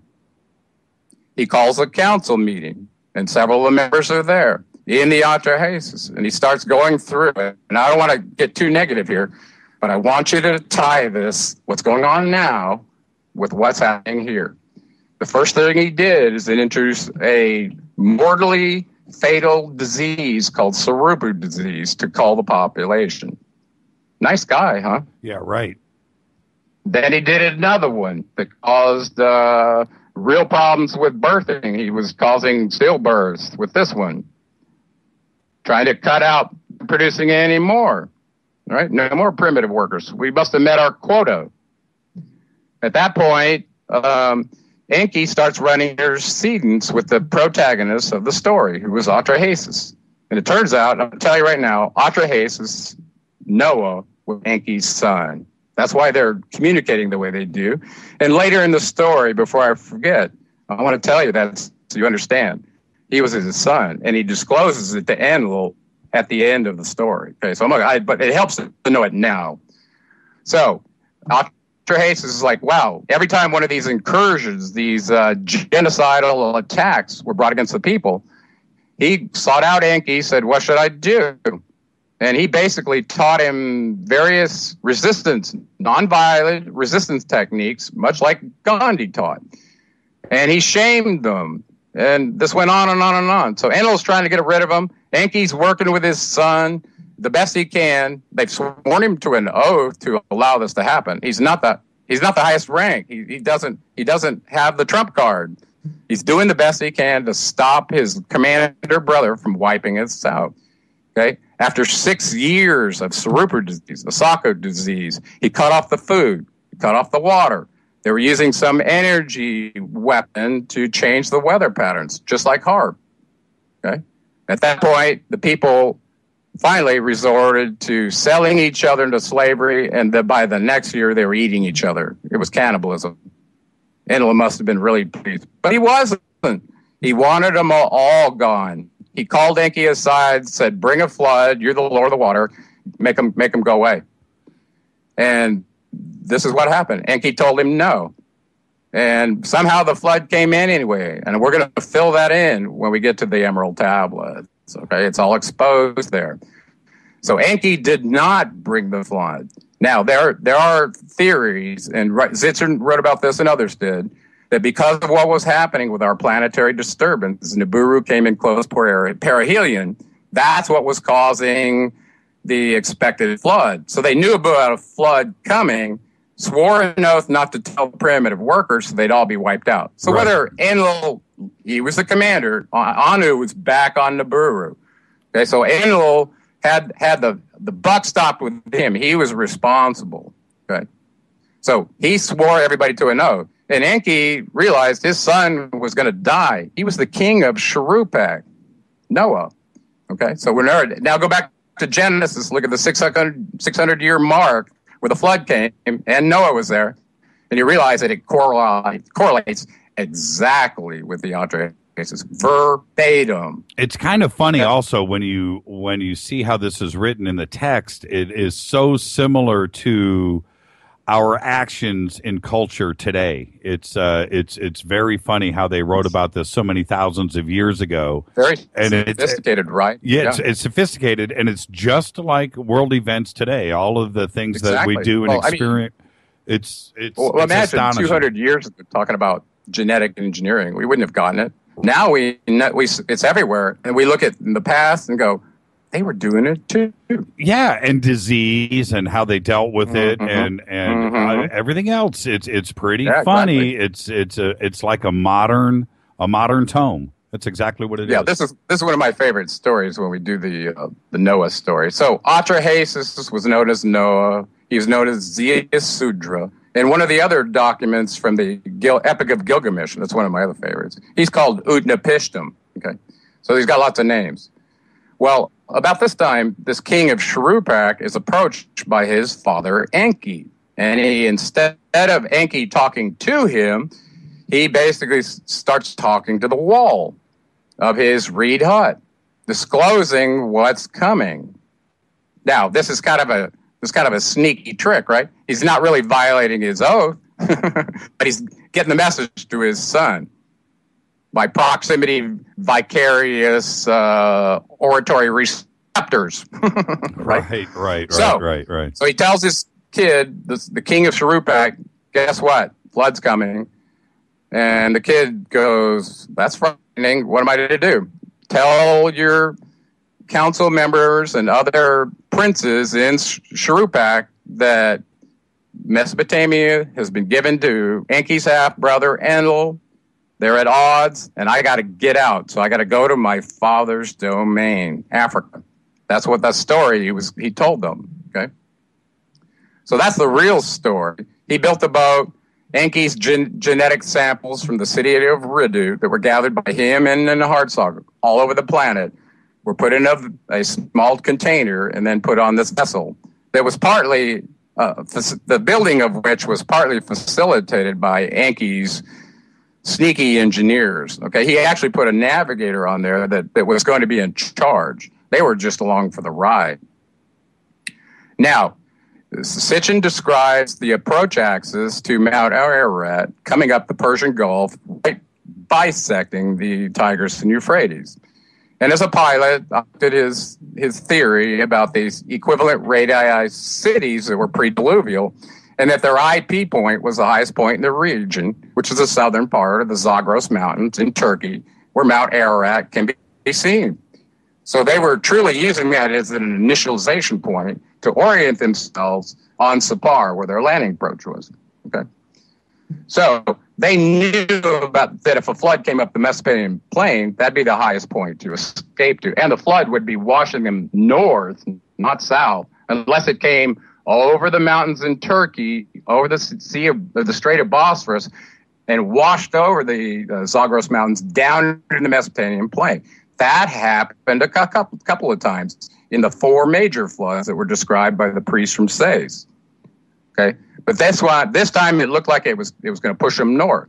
So they got it, and that's where they ended up. Okay, so that was circa the last of the Ice Age, which was about 12,000 years ago. So now you see that all of the Fertile Crescent genetics for seed grain crops and all the agricultural products that we were primarily using came out of that region in the Fertile Crescent, which included Mount Ararat, up into Turkey. So I was not surprised to see genetic studies verify that the resurgence of man started there. Well, let's finish the story. Okay. Finally, the flood comes. And you know, in the Bible, it tells one duration. In the Sumerian account, it tells another duration. And it turns out the one in the Bible is Enki's rank trying to smear him, I'm pretty sure. He describes in his account it was a different duration. But either way, it flooded everything. Noah and his family, a few foreign mammals that they had on site, they kept them. But it was mostly the genetic DNA bank that they wanted to preserve life, which we would do today, the same thing. Exactly. So their navigator gets him onto Ararat, and the water starts to recede. You know, near the story of sending out either the crow or the dove. Right. It's in the same. They do the same thing. Okay, in the Sumerian account. Well, at this point, Atrahasis sets up a temple there to be kind of thankful for his dad for saving him and his family. And about this time, the Anunnaki are in low Earth orbit in their craft surveying the flood damage. Ninhardsog is there, Enki's there, Enlil's there, and those are the primary ones. There may have been other ones, I can't remember. But they're discussing looking at these bodies in the Mesopotamian floodplain washed up like little logs. And Ninhardsog, the one who carried the Adopted a full term, is mortified that Enlil has allowed this to happen. She must not have quite understand the full extent of what they planned. He planned all of them gone, not one living being left. That was his plan. Right. Okay. They must have had enough gold. I'm not sure. Like I said, I'm not privy to their Gantt chart resources and milestones that were completed. But I would assume that the primitive worker population would be coincident with those Gantt chart milestones achieved. Exactly. Okay? Exactly. So she sees all the primitive workers all over Mesopotamian plain just wiped out as they're flying up to Ararat for some reason. Don't know why they chose that route. And about that time, Enlil sees the vessel on Mount Ararat in the Atrahasis account. And he gets very riled. He's like, "We, the great Anuna, swore an oath that no life was to survive. Why is this? Why is there a being there? This must be Enki's fault." So they land, go investigate.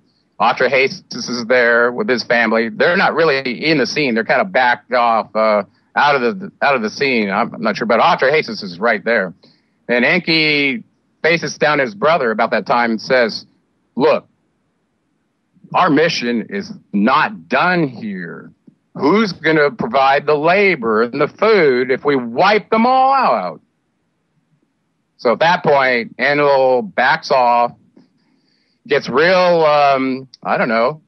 really righteous, and decides to give Atrahasis eternal life on the spot. Wow.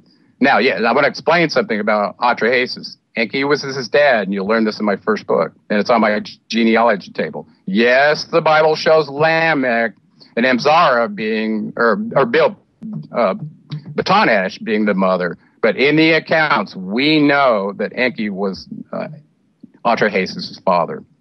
Okay, so at that point, they come to blows. Enki stands down with Enlil, tells him, hey, they're going to survive, so he must have convinced him that they're going forward. He gets eternal life.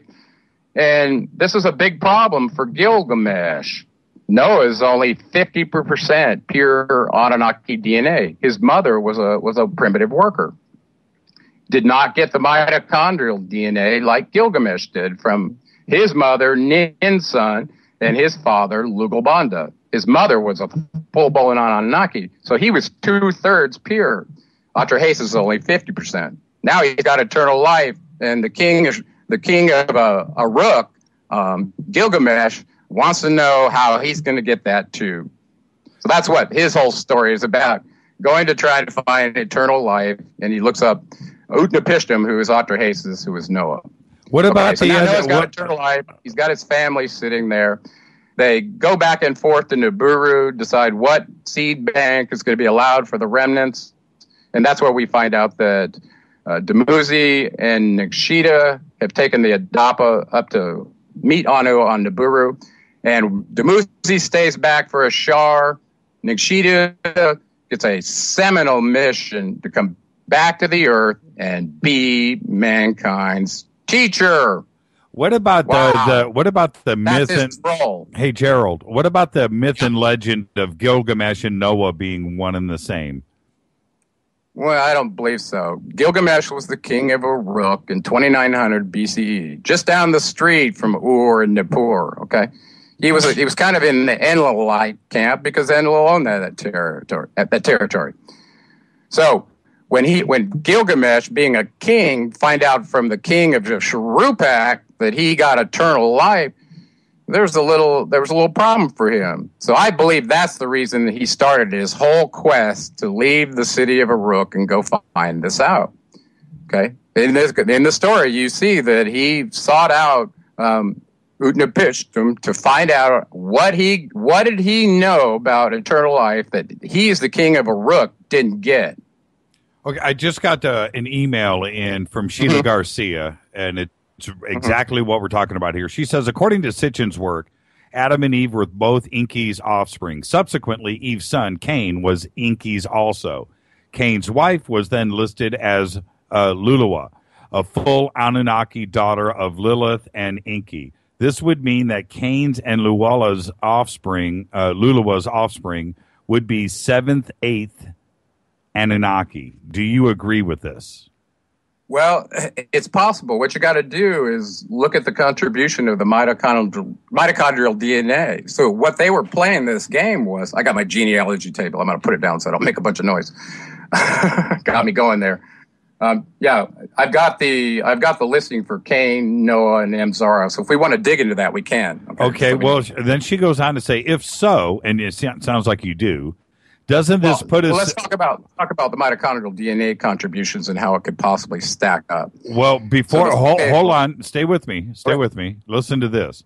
If so, doesn't this put a significant slant on the reverence that the Masonics put on the Tubal Cain, who I believe is 6th generation away from Cain? Do you believe that Jesus came from Cain's line instead of Seth? Yes, I do, and I have it right in front of me. This was the Tubal Cain line. Was actually, he was the progenitor of Ham, and this in my new book is the very key point in connecting who Thoth was, Kemzar and Thustra, who was Ham, the 10th archon of the age of Capricorn, to the being in the Emerald Tablets who calls himself Thoth the Atlantean. When you realize that, you'll realize what's going on with the secret societies, the Masons, and the Illuminati. And I exposed it fully in my book. You will have no question what happened. Have you, I know you're going to say yes. I know that I have. I have gone through all of the Emerald Tablets text, or the ones that are available. Spend hours and hours on it, and the more that I read the Emerald Tablets, even if let's suppose they were just written 100 years ago, I don't care. Or they were written 10,000 years ago. It doesn't matter to me. What one thing is for sure, they're not a modern phenomenon that was written last week. And when you read through those, it's like it's modern society. It is an absolute freakish thing to read, the Emerald Tablets, and I think it's very intelligent. And I recommend everybody, when you come into a show like this tonight, come in armed and read the Emerald Tablets. It's a real eye opener. And you know what? Just like the Bible, it doesn't really matter. It's a good read. It's a really good book. That's well, I want to add something in addition to that that's quite interesting. In the opening of the tablets, Thoth begins to describe how they're encoded. If you'll notice when you read them, there's a rhythmic poetry to them. And I just did the audiobook, so I got this experience, and I didn't really expect it. He says that if you put your eyes on his sacred emerald tablets, these were very guarded when you go back and read about it. Right. If you do that, you're able to create a frequency in your mind. He calls it an Atlantean attuned encoding in the document. In other words, imagine you put your eyes on something, you're reading it in a certain way, and it's creating a rhythm that's also entraining your brain. That's what he did. Yes. It's amazing. It's an amazing experience to not only just read it, but read it out loud or hear it read out loud, which I did on my audiobooks. The Emerald Tablets was one of my favorite parts to read out loud. I went and listened. Who was it? A couple of years ago, I listened to somebody's audio version of the Emerald Tablets myself. That's why I redid mine. Yeah, I can't remember who it was. I'm brain freezing. I'm going to name any names, but right toward the end of the Emerald Tablets, Thoth says, "Don't bring me the profane. Don't bring them." So if you're using profanity and reading his words, you've already missed the mark. Oh, that's interesting.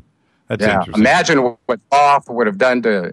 Well, listen. Go back and read what he warns anybody that deviates from his teachings. Dog meat. I'm looking. Plain and simple. I'm looking up right now. It was. I'm zoning in. It was Josh Reeves. Yeah, I wasn't going to say that, but I just took it down off my website because once I studied these, and I'm probably on my 50th or 60th read, I've been reading these for a long time, I finally realized having anybody that's doing that or dishonoring those tablets that way just needs to be slightly rebuked because maybe they didn't know. Yeah, well, and I hear you, and I know what you're talking about. You're talking about Josh's use of profanity throughout the reading of it, but he does get through it, and he does read it correctly. But I appreciated that. I listened to it, and I clenched my teeth while I was going through there. But I appreciate him doing it. But approaching that tablet that way, I wouldn't recommend anybody doing that ever. But what's funny when you listen to Josh read it is you get Josh's reactions because he's getting those reactions that you're talking about right now. I have on my list, I want to go to Emerald Tablet 15 where it says, "Don't bring me the unprepared and the profane." Yes. See what he said when he got to that part. Man. Josh is a good guy. I'm not disparaging him. Oh, no, Josh is a great guy. And I understand what you're saying about his version of the reading of it. But I thoroughly enjoyed it. And, because I know Josh like I do, listening to him read it, I'm right with him, man. It's like you're sitting next to him. Well, if it's brought you into the point where you're rereading it, like Thoth tells you to, read it 100 times, he tells you, until you get it. Right. That's serious. Yeah. It's like a college-level graduate text. And like I said, with the and we need to move on. I don't know how. I love getting sideways though.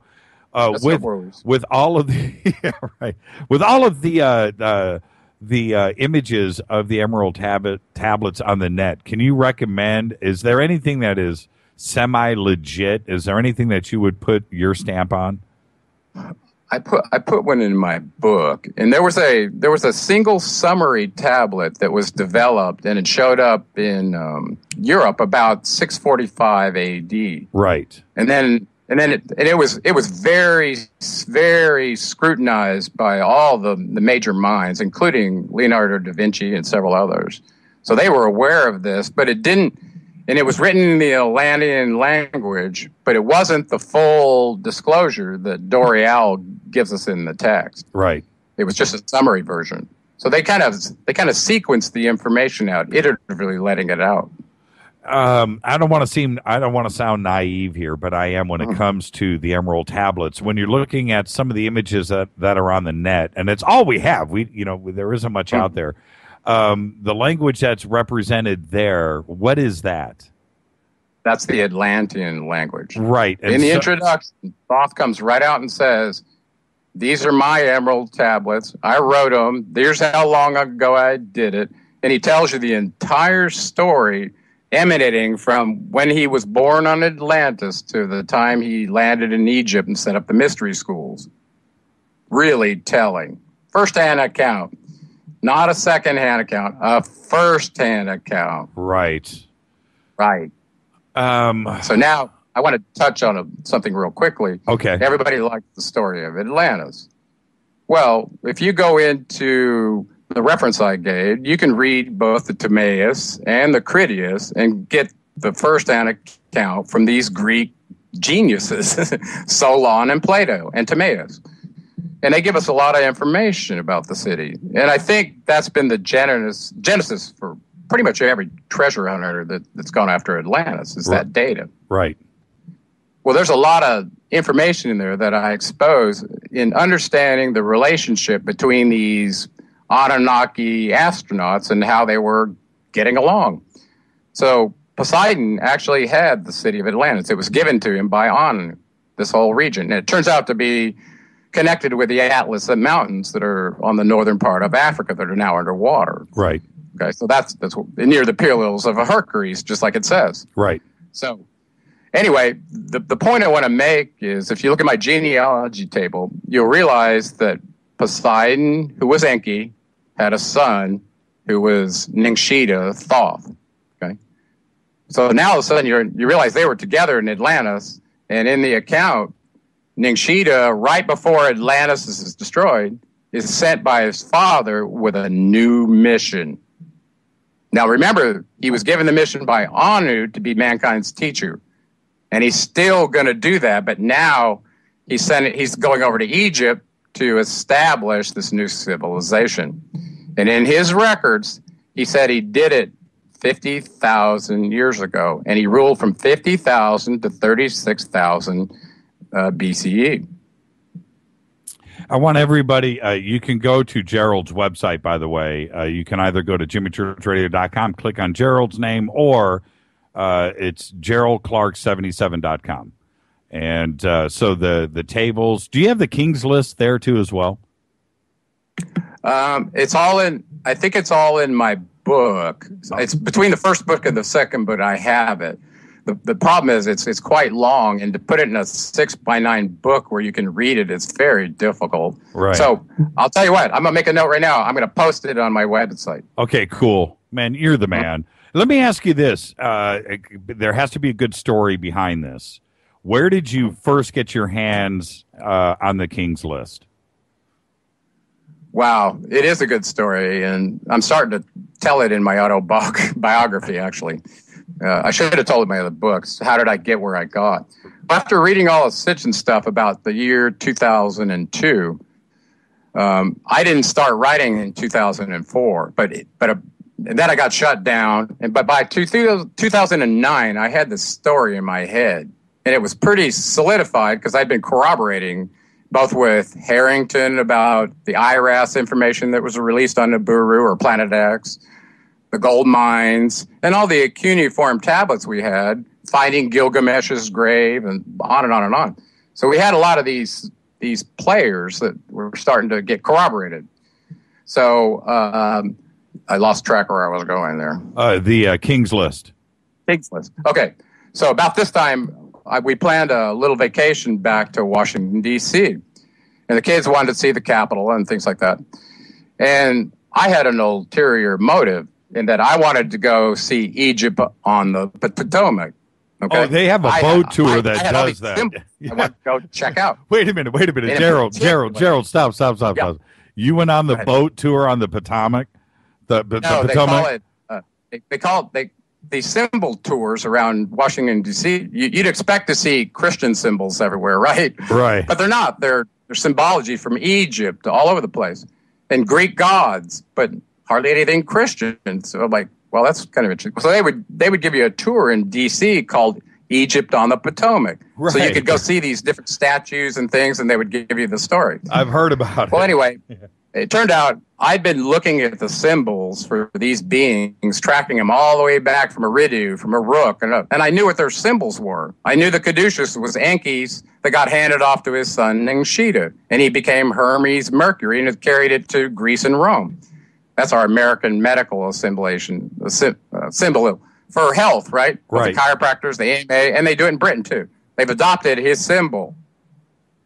So following that symbol, I kind of knew who they were. And you're going to see in my new book that on one of the shields, the Etruscan shield of Ham, Zarathustra, that that eventually became the five-pointed star. In one orientation, it represented Isis. In the opposite orientation, it represented Ningshita. Okay, remember, these two have been involved in the genetic modification of man, or carrying one of them to full term, the Adapa. Okay? Right. So very seminal beings involved in this creation count these two share a similar symbol. So I saw this symbol in the streets of Washington, D.C., and in the male orientation, you're looking at the five-pointed star they call the pentagram. In the other orientation, it's the star on our flag. Okay? Right. So all of a sudden, I see this pentagram touching all these major monuments in the streets of Washington, D.C. You can see this on any tourist map. And I put it in my book, and I outlined it so you can see it. Well, the necklace point at the astral star emanating emerald jewel between the two horns of the goat turns out to be Scott Street Circle on 17th Street, right down the street from the Scottish Rite Temple, which is at 1633 17th Street. So if you draw a line from the temple down to Scott Street Circle, it looks like a chain holding a pentagram. Interesting. I'm like, okay, this is too much. Right. So I go and walk this thing to see if maybe it's just an illusion. I walk this pentagram. I stopped at Scott Street Circle, and I sat right there at the emerald jewel of the pentagram that's connected on a string right up the street to the Scottish Rite Temple. Just tripping out, right? I'm meditating, going, wow, why am I on this crazy journey? And eventually, I'm on my way over to the Library of Congress to get the Sumerian Kings list. That's what I'm there for. Okay, the next day. So I'm sitting at this spot. I'm just having this profound experience, going, wow, I feel the all-seeing eye, and it's permeating me. This is frightening. So I walked down the street, ended up at the Scottish Rite Temple, the 33rd degree headquarters. Got their little information, and I scheduled a tour. Okay, but that next day I went to the Library of Congress, took my boy Matthew, who is a senior at Caltech right now. Hey, Matthew. And my other boys at Berry College, Michael. Call out to Michael. Good job.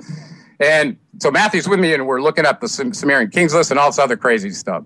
And I find the original that was recorded by Berossus in 330 BCE for the Greeks. For the Babylonians. And I get my hands on this thing, and here's the first city, Eridu, where the first king shows up.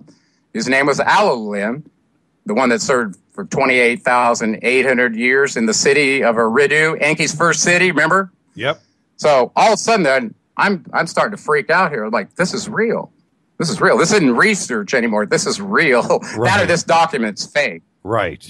Okay? So the next day, to add to the crescendo, I end up down at the Scottish Rite Temple, and I've got these beings in my head who I believe are Enki and Ninurta and Enlil and Isis, and I'm looking for them in this building to see who's in control here now. Or are they related? Is there a connection to the Masons? Sure. I really didn't know at that time. Right. Well, after a 2-hour tour leaving there, I can assure you, after I got my little commemorative tokens from them, and seeing the temple room, they allowed me to take pictures of anything I wanted, which I did. I walked out of there, and I was truly frightened. I knew that I'd stepped on something that was bigger than me, and it shut my writing down from 2009. I didn't write it again until 2013. Why? It really. I understand you were disturbed, but what about it made you stop? Well, I think the feeling made me stop. I found myself sitting on the steps out in front for a while, and I was decoding all the language that was written on the steps, looking at Isis statue depicted as a sphinx out in front, going, what in the heck? And I had a real problem because there was an all-seeing eye in a shape of a triangle on the building, but it had a double eagle symbol over it. And that's where I got freaked out because I knew whose symbol that was. And it went all the way back to Mesopotamia. It was Enlil's son, Ninurta. And I put that in my book. There's a picture of it. Exact same symbol. So I was asking myself, I read the creed of the Masons in their museum, and in my mind, it was noble. This had to be an Enkiite organization that was lifting and raising consciousness. That's what they were known for.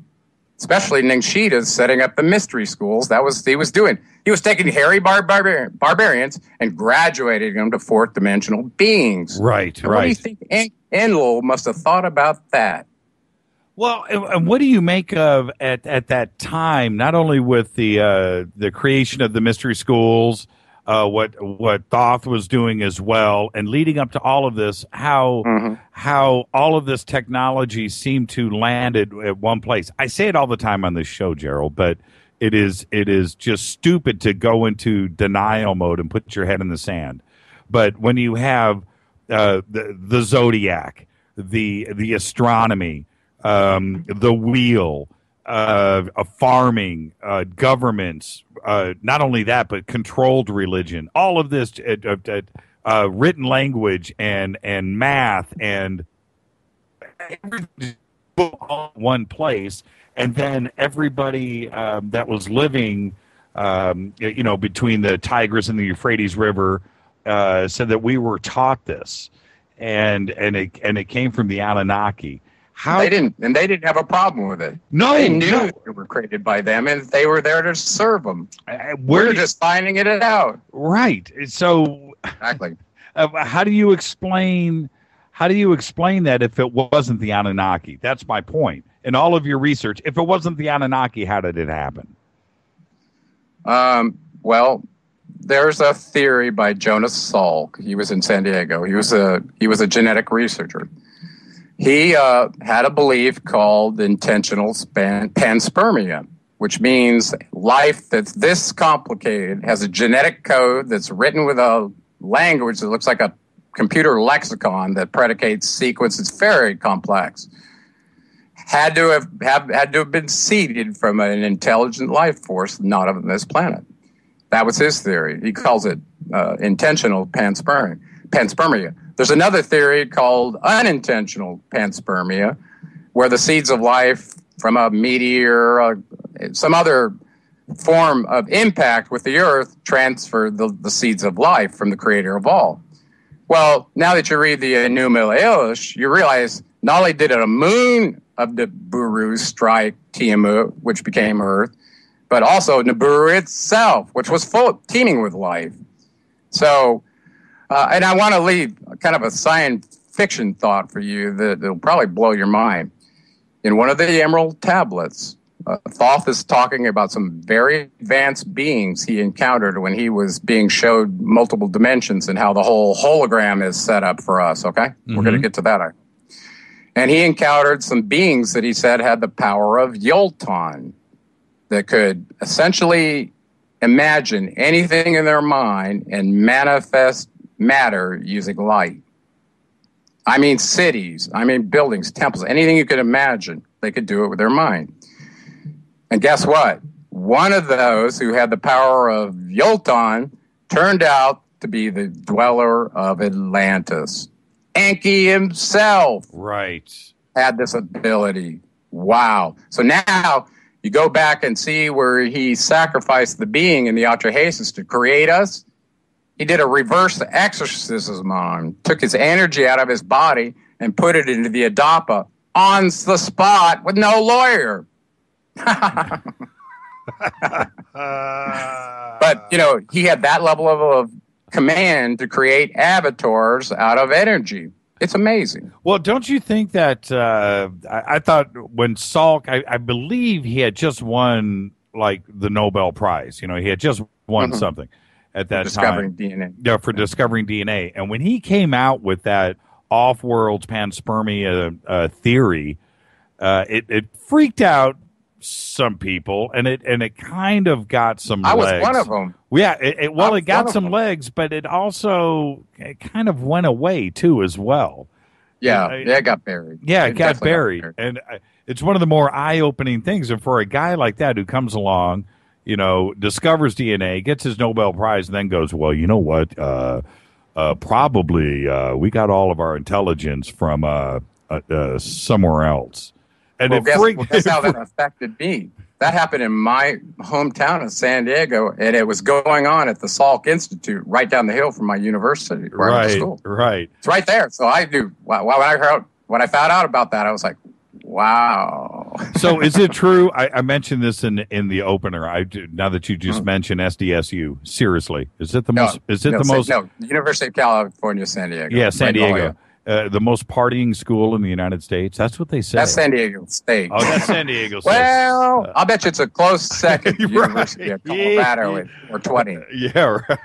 Right. All right. This just came in email. Does Gerald believe those bloodlines of the Anunnaki are the reason all of our presidents are related to each other? I had to read it. That's from Mark. Well, if you follow Lawrence Gardner's premier genealogy research, the answer is yes. Even though their bloodline is so diluted, they're deluded to think they have any authority from their blue blood to kowtow over the 99%. I doth protest. Let me. Okay, I want to get back to one thing that I've got to back up before I let this get out of my brain. Okay. So Nibiru, its last orbit, we don't know if the last collections of gold they drained the Earth or whatever, they were done here. But that last orbit that swung around, how many years ago was that? Well, this is where. You have to look at the records and decide if they're telling the truth. Well, was that at the flood? Anu was on the earth in his white temple of Anu in the city of Uruk, the home of King Gilgamesh. Right. And he describes a ceremony where he's there with a few of his kids, and they go out on the steps of the ziggurat looking at the sky to see their planet cresting the horizon. Now, I believe that point was where they stopped relating Niburian time to Earth time and set up the Nibiruan calendar that was then followed by the Jewish people, starting in 5760 BCE. Well, that turns out to be, or 3760 BCE. That's the exact time, I believe, that calendar was instantiated, and it was for that reason to commemorate Nibiru's passage. So if you do that, and it takes 3,600 years to pass, subtract that from 3760, you're down to 160 BCE. My data shows that was approximately the time. So if you back up from that date back to the end of the Ice Age, it fits. So I've stuck by that pretty closely. And that means if you subtract another 3,600 years, its passage perihelion is quite some time out. But I could be absolutely wrong if that document's wrong. But because of that document, Zechariah and Sitchin and I were off by about, well, he believed it was about 5,000 BCE, or about 4,800. So we were off by about 1,100 years. Well, if you base it on mainstream historians and you look at Gilgamesh somewhere around 2,800 BC, that would put Nibiru coming back just a short time after, about 500 AD. Would we have seen it come by? And were there any historical? 500, not 500 AD. No, I'm not per your research. This is per mine. Oh, go ahead. This is per me, which means nothing. Okay. Means nothing, by the way. But what I'm saying is, in the last, is there any historical records of Nibiru coming by in modern times, post Jesus? Well, no. There isn't, is it? So 3,600 years from 160 BCE. Right, exactly. But we do have records of it from the Egyptian priests who were monitoring all these floods. They had all the accounts. Right. 4 major ones and many minor ones that were caused by this transit. So here's the $1 million question, and then we'll take a quick break. Where is Nibiru now, and when can we expect it? What's your calculations? Well, the only people that truly know that are the ones that have the telescopes to see it. Right. So anybody that's making inference about where it is or what is without a scope, you're in the dark. You don't really know. And so I will tell you the 2 marker points that I have that can possibly be used to make an inference. Okay. First of all, I gave you the 160 BCE forward. So that means it's another 1,400 years out. Right. Not 3. But if you look at what Dr. Harrington was working at the U.S. Observatory in Washington, D.C., and Sitchin met with him in the early 80s. They corroborated their data, and I stuck a picture up on my Facebook page, and it's on my website as well, that shows the orbital path of Nibiru according to Harrington and according to Sitchin. They were exactly the same, except for Harrington told Sitchin he hadn't counted for the precession of equinoxes correctly, so that it came through a different house, but it was the same pattern. So he believed it was Nibiru or Planet X back in 83. And there were 5... Let's stop right there because I want to talk about Harrington. This is Fade to Black on the Dark Matter Radio Network. I'm your host, Jimmy Church, Bespoke Radio for the Masses. We are talking with Gerald Clark. It is an Anunnaki and Nibiru evening here on the Dark Matter Radio Network. If you have any more questions, you can. I'm sorry I'm neglecting Twitter tonight. I'll get back to those before we get out of the show, I promise.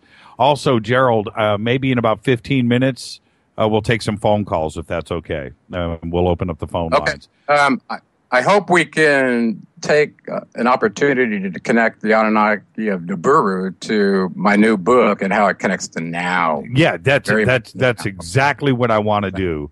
But let's talk about Dr. Harrington for a second, because he was an astronomer for the U.S. Naval Observatory.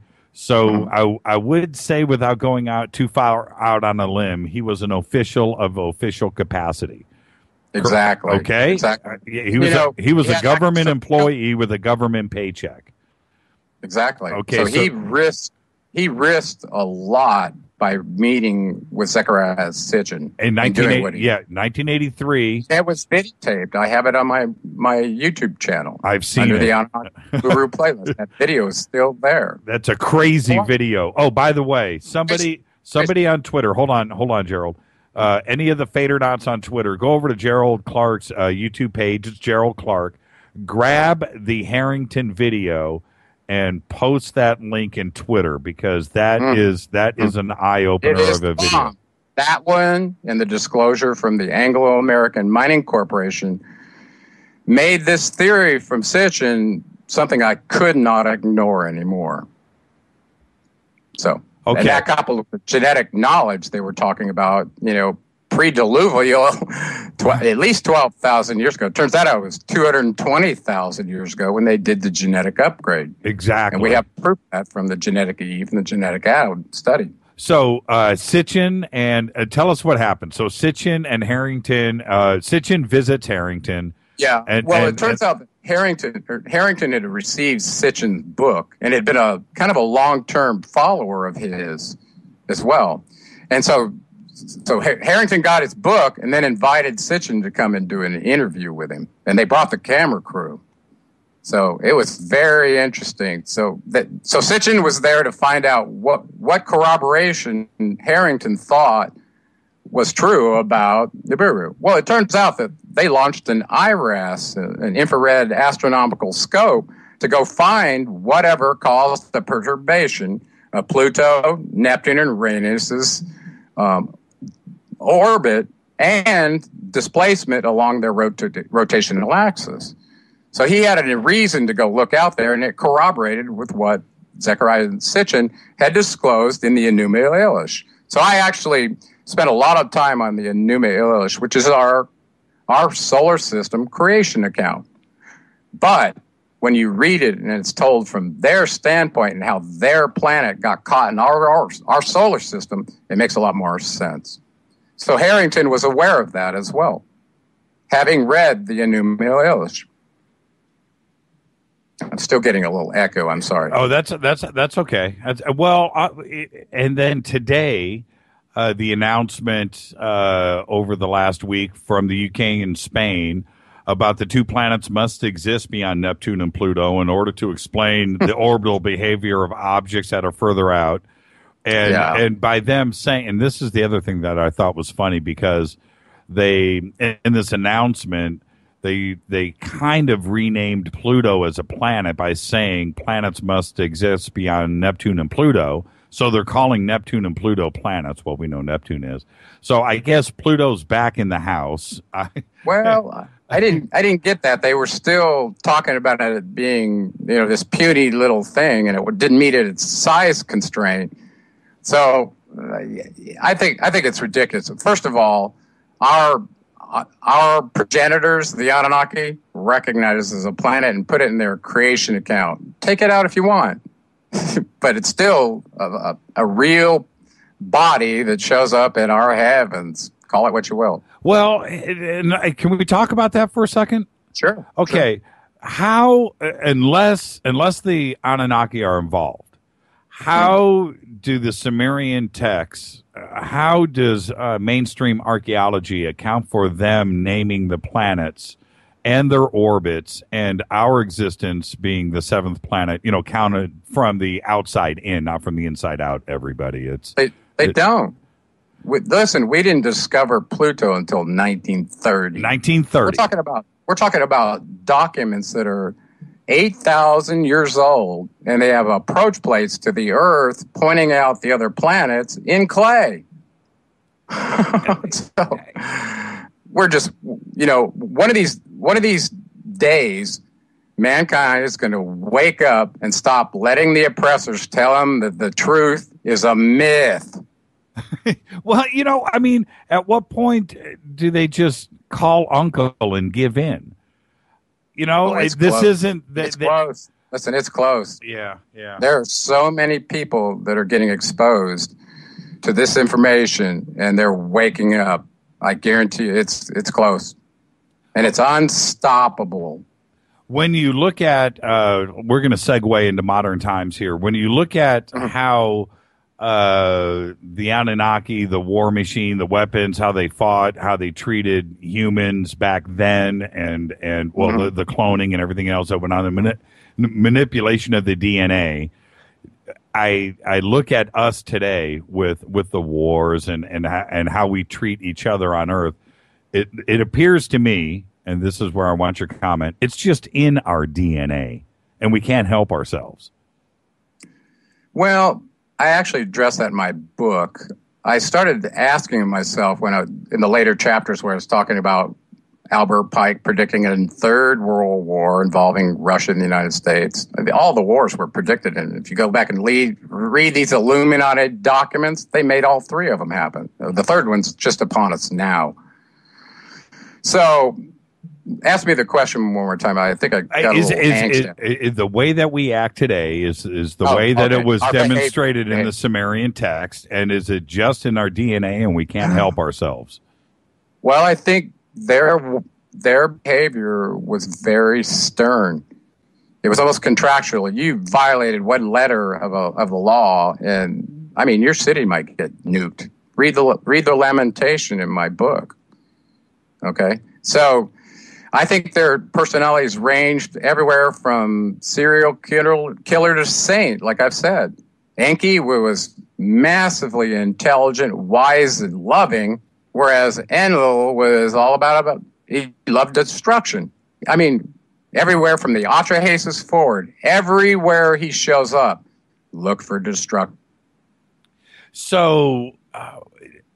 when the question is asked, where did the Anunnaki go? It's that they've never left. Oh, I think I lost Gerald. I did. Okay, good spot to take a break. I'm going to take 5.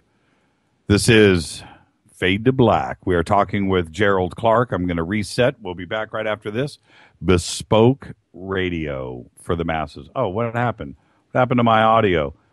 It's coming now. Relax. Everything is fine. This is Fade to Black. I'm your host, Jimmy Church, talking to Gerald Clark. It is an Anunnaki and Nibiru evening here.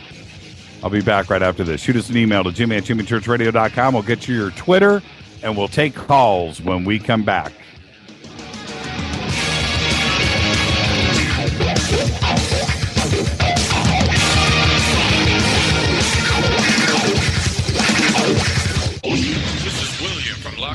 And I listen to JimmyChurchRadio.com. Jimmy Church. My name is Alan, and I listen to JimmyChurchRadio.com. He's always giving it to you straight. JimmyChurchRadio.com. On the Dark Matter Radio Network.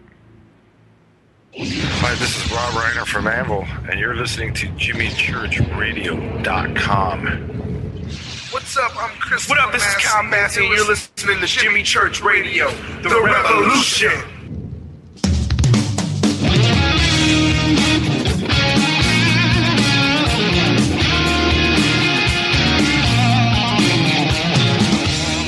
All right, while we're waiting for Gerald to come back, he just texted me, said he's got a network outage.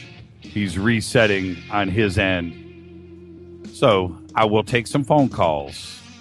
And maybe we'll time it, and you can hang out until Gerald comes back with us. 323-825-5045. 323-825-5045.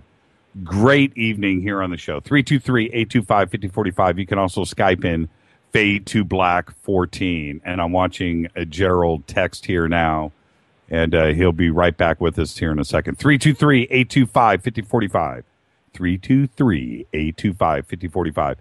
What we were just talking about, and it's very important with Nibiru. Now, look, everybody has heard my opinions on Sitchin and Nibiru over the last year, and with all of the discoveries that have been happening, not only with Göbekli Tepe, but with the text and the Sumerian tablets. It just appears to me I can't go into denial when you look at things like the Zodiac, them calling us the seventh planet from the outer ring, counting in. We're talking thousands and thousands of years ago. How did they possibly know this without telescopes? Unless the knowledge came in from somewhere else. And I find it fascinating. You can't go into denial mode with any of this. You can't say that, well, they just knew. And one of the things about the Orthodox archaeology out there, when they say things like, well, you know what, you're not giving man enough credit. We were smart back then. We had the same brains. We knew that. Well, you know what? We didn't have telescopes in 5000 BC. There's just no, well, man looked to the stars. They were able to. No, we didn't discover Pluto until 1930. It's that simple. And for all of this to be documented like it is with the Zodiac and the wobble of the earth and the precession and 26,000 year cycles, there's just no way that prehistoric man had this knowledge from just looking up to the stars. It's something that I don't buy into anymore. So there you go. I'm trying to get Gerald back on the line. I am going to take a quick break. I think we got him. Gerald, are you there? Okay. I'm back. Can you hear me? Yeah. Let me reset my mic. I'm getting an echo. I'm going to try and Okay, go ahead and reset. And Gerald can hear me. So I will say this. When you look at Okay. Can you hear me now? Yep, we got you. Is Gerald is got this? Me now? Oh, there we go. Yeah, we're cool. Is this, Gerald, with Orthodox archaeology, and this is the comment that I was just making after we came back after the break, with Orthodox archaeologists out there saying, you know what, you're just not giving man credit enough. We were smart back then. Well, we didn't have telescopes in 5000 BC. You know, to be able to know about precession, exactly. Yeah, to know about all of these things and Pluto and how many planets we had in our solar system, and to be able to account for all of that. Not only this isn't oral legend. This is stuff that was documented and written down in text. Well, exactly. It's on clay tablets in museums. You can go see it today, and you can see the transcriptions yourself. There's all kinds of spots. I think it's is it the University of Chicago, their website that's got. Well, there were three major hubs: University of Chicago, University of Pennsylvania, and then the Oxford University in England. And of course, there were other. The Germans were into archaeology, the Japanese, others were, but basically the English seemed to end up with most of them. The Europeans end up with most of the tablets, it seems. Well, you can go to the University of Chicago's website and look at the transcriptions in real time. And you can also learn how to read it yourself, too, as well. Right. I got a document that was dated 1909 from the University of Pennsylvania, and I think I put it in my first book. It's really thick document that one of the German graduate students was part of the Babylonian project, and they went and got a bunch of tablets from Mesopotamia, brought them back, and he was learning how to decode them. And he was showing his. I've still got the documents. It's an amazing document. He shows you all the name of the gods and, the names of the cities and how to decode the language. And eventually it turned into a Sumerian Unicode text that you can download the script for your computer. It's totally. Can you read it? Can you read it now? Can you look at it and pretty much get through it? Some of the symbols I've memorized for the main gods, like I could spell a few of their names easily with their text. Right. And you realize that the cuneiform script was a script language so that other languages could be represented with that script. And that's what showed up on the cliffs of Behistun in Persia, was this Rosetta Stone that was written 3 languages. That's how we learned how to read these things. That's right. This comes in from Nancy Nurse. She says there are hieroglyphs at various ancient sites of the red hand print. Is this a mark of the Anunnaki? I have no idea. It's the first time I've ever heard of it. Okay. Let's see. What does... But you can go to the cliffs of Behistun and see a picture of Enki hovering above Darius, the king of Persia, and also see his picture on the Temple of Persepolis. Beautiful, beautiful depiction of him. Oh, those carvings on that cliff will stop you in your tracks. Imagine being the hobby archaeologist that shimmied up there 1,700 feet off the desert floor. It's incredible. This is not shot. No. They got up there with a piece of paper and did lead pencil etchings of it to take back to the British Museum to figure out what it said. Yeah, I've looked at all the high-res pictures. It's amazing. It's amazing. What does Gerald think of Robert Morningsky and the Terra Papers info? Gerald doesn't spend much time on that. Okay. Gerald's more focused on the Anunnaki benefactors that had recorded records that told us what our fate and destiny were. That's what I'm focused on, because that's how it impacts us. Well, who do you think the oppressors are? Well, we know what their symbols were, and we know what they did in the past. So I'll just tell you straight up. The sign of the eagle is Enlil's. He's the Lord of the air. He always has been back in the record. Okay. The sign of the double eagle is his son, Ninurta, also known as Apollo. Okay. I believe those two are the head of the Illuminati New World Order. And Lucifer is another name for Enlil. Okay. Allah, the god of the crescent moon, this ought to shock every Muslim, is the son of the Enlil in the Lamentation of Ur. Also in the Atrahasis, you see, he's got a relationship with Enlil. It's his son. So the moon god is the son of Yahweh. Okay, your head spinning yet? Yes, it is. Keep going. Okay, keep going. Spin it right off of me. As we look further into this account relating who did what to whom, we realize that the being who was raising consciousness in the mystery schools where Jesus disappeared for 20-something years, right? Right. And was a graduate of the mystery school under Yes. Thoth. Yes. And then turned around and went up into the Levant to do a dying, rising God ritual. Well, guess where he got that? Everybody that graduated the mystery school was a fourth dimensional being that could have an experience with no body because Thoth trained him that way. And so everybody that graduated from that had the energy of Thoth. That was the mystery. That was the secret. He's the one that enables that, and you'll see that in the Emerald Tablets. Okay, he can do that. He's the initiator that can take you out of the 3D hologram that we're in. Mm-hmm.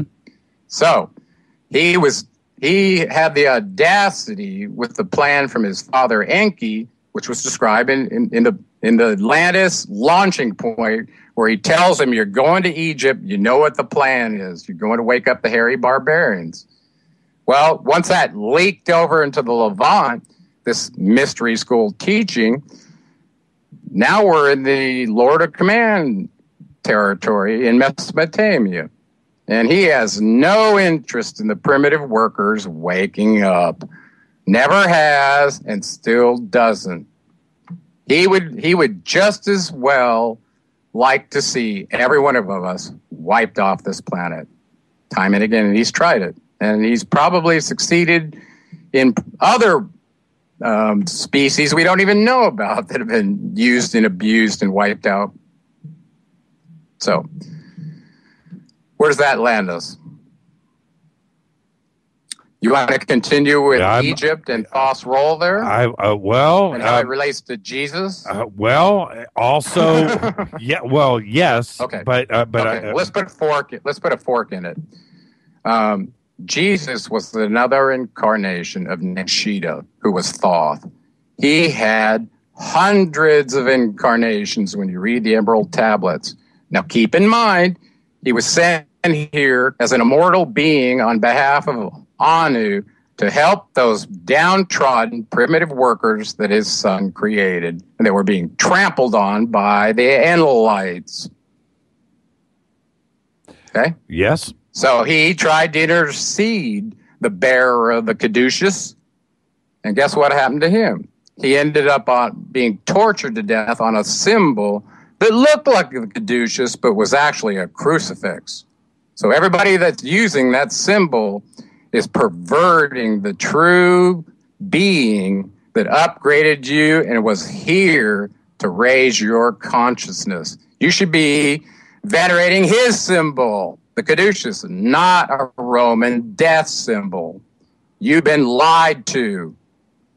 When it comes to fourth dimensional beings, is this on the Emerald Tablets, or is this coming from the Sumerian text? Absolutely. He describes the entire construct of our multi-dimensional universe, and in particular describes the quarantine prison planet that we're in, living according to the illusion of Ka. So here's the bottom line. Our energy and our archetype came from Enki.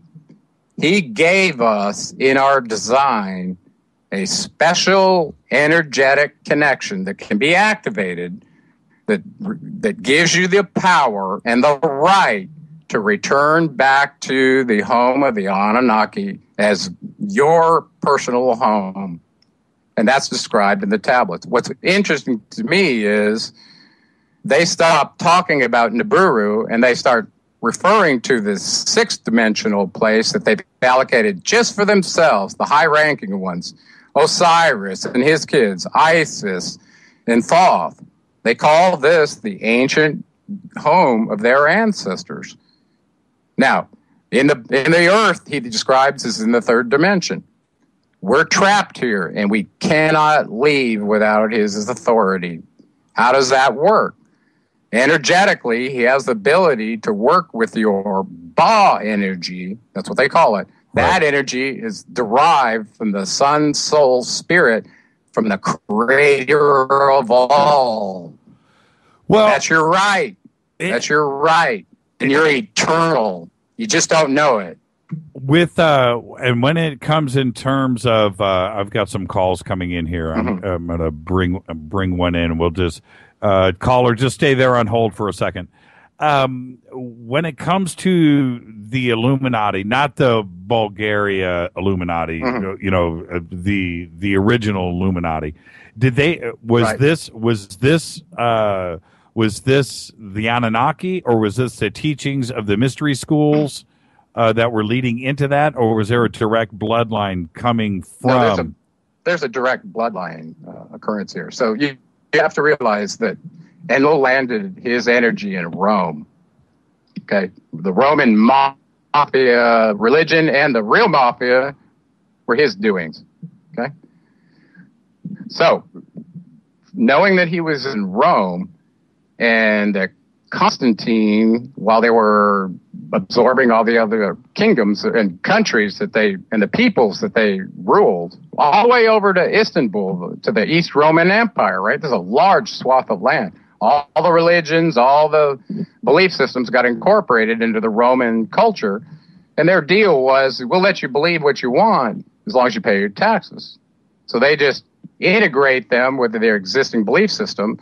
And actually, Christianity, the Christmas story, was integrated with the holiday of Saturnia that happened from December 21st to the December 23rd. And this is when the sun reaches its darkest night, the winter solstice, and turns around and starts coming the other way, leading towards spring. The birth of the sun. Yeah, three-day ritual was used as part of this dying, rising God symbolism through many, many cultures. So the idea of a virgin birth, a God dying, dispensing this frequency to the people, and then being raised up in 3 days. This happened a lot. It wasn't just once. Right. Well, all the cultures saw the same thing with the rising sun and the longest day of the year and so forth. Hi, you're live on Fade to Black. Say hi to Gerald Clark. Who's calling? Hey, this is Mark from Atlanta, Georgia. Hey, Mark. How are you? Hi, Mark. Say hi to Gerald. Good. I just had a quick question. I'm just curious. So, ultimately, what, in your opinion, is the Anunnaki's endgame? What's their mission? Why are they doing these things? What are they going after? What's the end game? Well, it depends on which their goal? Which Anunnaki you're talking about. There are Anunnaki that have a mission for mankind, and it has to do with raising our consciousness and making us one of them. That's what becoming the sons of God in John 1:12 is about. If you energetically wake up your chakras and it'll change your DNA. That's what the Katusha indicates with this hidden latent energy. Now, in the Hindu tradition, they call it Kundalini, and the Emerald Tablets, they call it the ball. Well, if this gets triggered and comes on, then essentially this represents, at its crescendo, apotheosis, just like what happened to George Washington in the rotunda of the Capitol building. They show him as becoming apotheotic, becoming a god. Well, whose other pictures are on the rotunda? Ningshitas and Ankis, Hermes and Poseidon. They're both there. And I put this in my book. You have to ask yourself, what level of influence did they have in setting up America? And then are they still involved now? This is the really interesting part. So, did I answer your question? Yeah. No, definitely. Where are we really going? Where's the absolute end game? Thank you, Mark. Absolute end game for us is to activate our Ba energy, figure out the commands and the key words to present at the portal, at the Duat, just like the Egyptians knew. You get past Osiris through the two dimensions that separate the Earth dimension from Arulu. Now you're in the sixth dimension. That's our ultimate destiny. And once you get there, it doesn't stop. Listen, those beings everybody is on an evolutionary of consciousness path. Thoth describes this, that there are 14 dimensions below us, that they're not as far along as we are. Right. Okay. So where does it go eventually? The last place you can go where there's no further, he describes as the circle of light. which is used to create all matter. Okay, and he said that space belongs to the creator of all alone. Any reincarnated Anunnaki today, do they know that they are reincarnated Anunnaki? Like yourself, Well, if you were reincarnated Anunnaki yourself, Gerald, would you know it? I believe you would. Because listen, what does it mean to be reincarnated? Do you think that an energy cannot go into a body that's not a baby? I believe in reincarnation. Because the model is what Thoth tells us is we're avatars, we're containers that can hold energy. Right.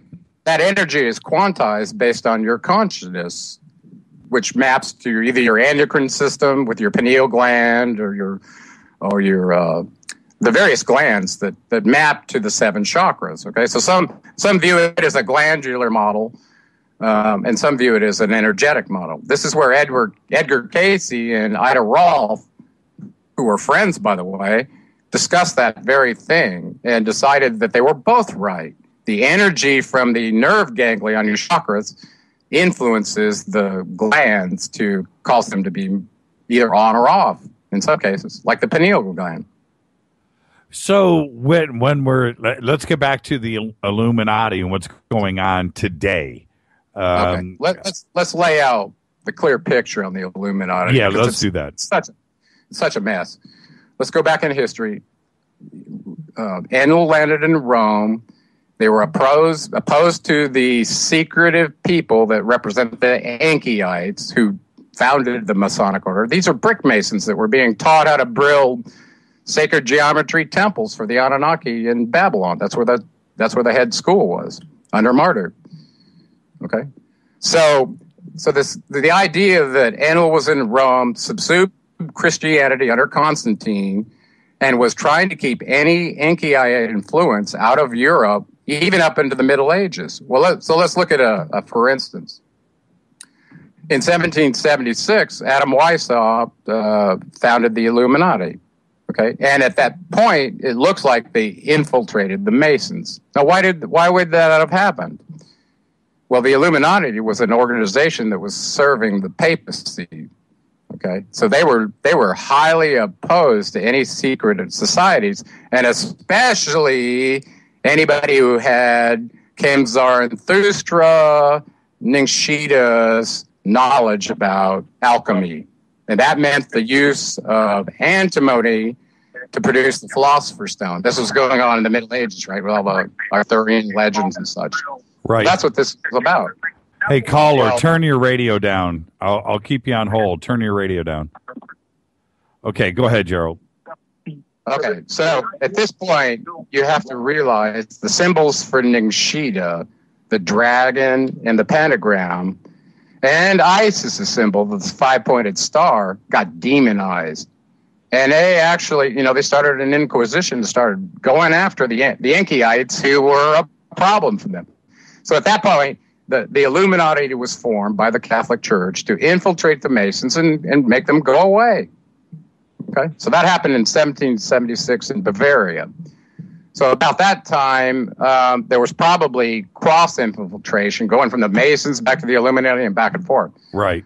So what do we know from one of their chief leaders in 1871, Albert Pike, a high-level Mason who must have come through the Illuminati rank, started making prophecies about future wars involving the major world's players and what their role was going to be to facilitate that. So I put that letter in my books for people to look at that. So you realize we're looking at World War III, and the last two that he predicted went down exactly as he said. Hi, caller. So the third one are to wipe out the Muslim religion, the Judeo-Christian, and the atheists. All three. That's what this last one's for. Hi, caller. Who are you calling? Or who's calling? Say hi to Gerald. Hi, am I on the air? Yeah, you're on the air. You're live. Excellent. My name is Mike. Hey, Gerald. You have talked about the base up in Nevada, and how the military is heavily involved and compromised by the Enlilites, is does Enlil actually have physical presence there, and is he the strategist that is in charge of the overall kind of thing? Because if the military wasn't so active, none of this, I don't think, would be happening. That's how things are getting enforced and implemented. Yeah. And then consequent to that question, okay, go ahead. And then I have one more. Go ahead. Yeah, let me answer that one before I get too far off. So we know the ex-defense minister of Canada, Paul Hellyer, who served the government for 23 years, came out right before I released my first book, and I saw that, and I listened to that 25-minute video where he testified in front of Congress and said, you know, there's two tall whites down at Indian Springs, Nevada, that have been predicating U.S. domestic and foreign policy since the end of World War II, actually 1945. And I heard that, and then I corroborated that Admiral Byrd's diary, if you go online and look at that, he specifically stated the same thing.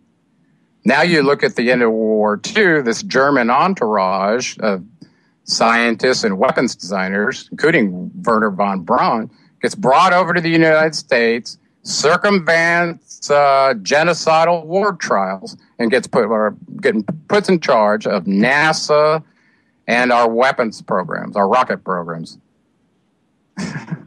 So, whoever the Anunnaki being was that was riling up the Third Reich, working with Hitler, came on over to the United States to make sure fascism didn't die and that war continued. You said you had a second question for Gerald? Yeah, go ahead with the second. Yes, well, just to clarify, do these entities exist with a different name? If they're great white, do the regular military people physically see these beings? Yeah, they can take on a body in any dimension they want. So if you're in the ninth dimension, their body they take on might be different than what they take on. But the reality is, since there are progenitors and they share our DNA, they try to blend in and look just like us, which they do. And Thoth talks about that in the Emerald Tablets significantly. So he also talks about a race of, not to get too far off the track, because Hellyer said there wasn't just tall whites here, there were multiple species here, and they're at war. There's a genetic war going on this planet for dominance and access to resources. So think Star Wars, but it happens all over the galaxy. What was your next question? Is the whole Monsanto thing part of that genetic war as well? Unfortunately, the days of Noah, when they were releasing viruses and cutting off the food supply and all of that, it's being repeated right now. Look at what's going on in the United States. You can't even gather rainwater in Oregon without breaking the law. Yeah. Yeah. Hey, Mike. They're cutting off the water. They've dried up the reservoir underneath California using a weather weapon. You think there's going to be any food this year? Yeah, it's pretty crazy. Don't count it. The Ebola virus, the HIV virus, these are weapons that were developed by USAID. They're not an accident. They didn't come from a bat in the jungle. Thank you. How come suddenly you're not hearing anything about Ebola? Isn't that interesting? Remember how it was on the news so much? Well, where's it gone? Some brave heroes came out of the woodwork, risked their life, and said, guess what?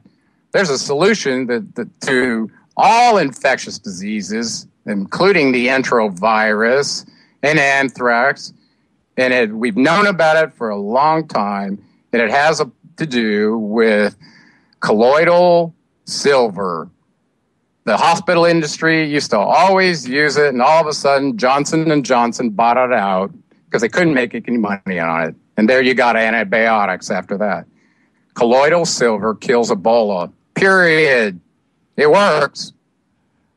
Hi, you're live on Fade to Black. Say hi to Gerald Clark. Who's calling? This is Sheila. Hey, Sheila. Say hi to Gerald. Hi, Gerald. Hi, Sheila. Good to hear from you. I have a question. I repeatedly hear the Anunnaki referred to as reptilian, and there is one man who bills himself more or less as a follower of Sitchin and said that Sitchin believed in that also. I have difficulty with that. How do you feel about that? And are they connected to the Greys in any way? Thank you, Sheila. Thanks, Sheila. There's a lot of mystery about the reptilians, and I actually was a bit confused about it because everybody kept insinuating that, well, here's this artifact from the Iridu-Ubaid period that looks alien, and there's all this discussion about reptilian, this and that. Yet you go look at the Sumerian documents that show what they look like, and all their depictions, they look just like us. Now, here's the mystery.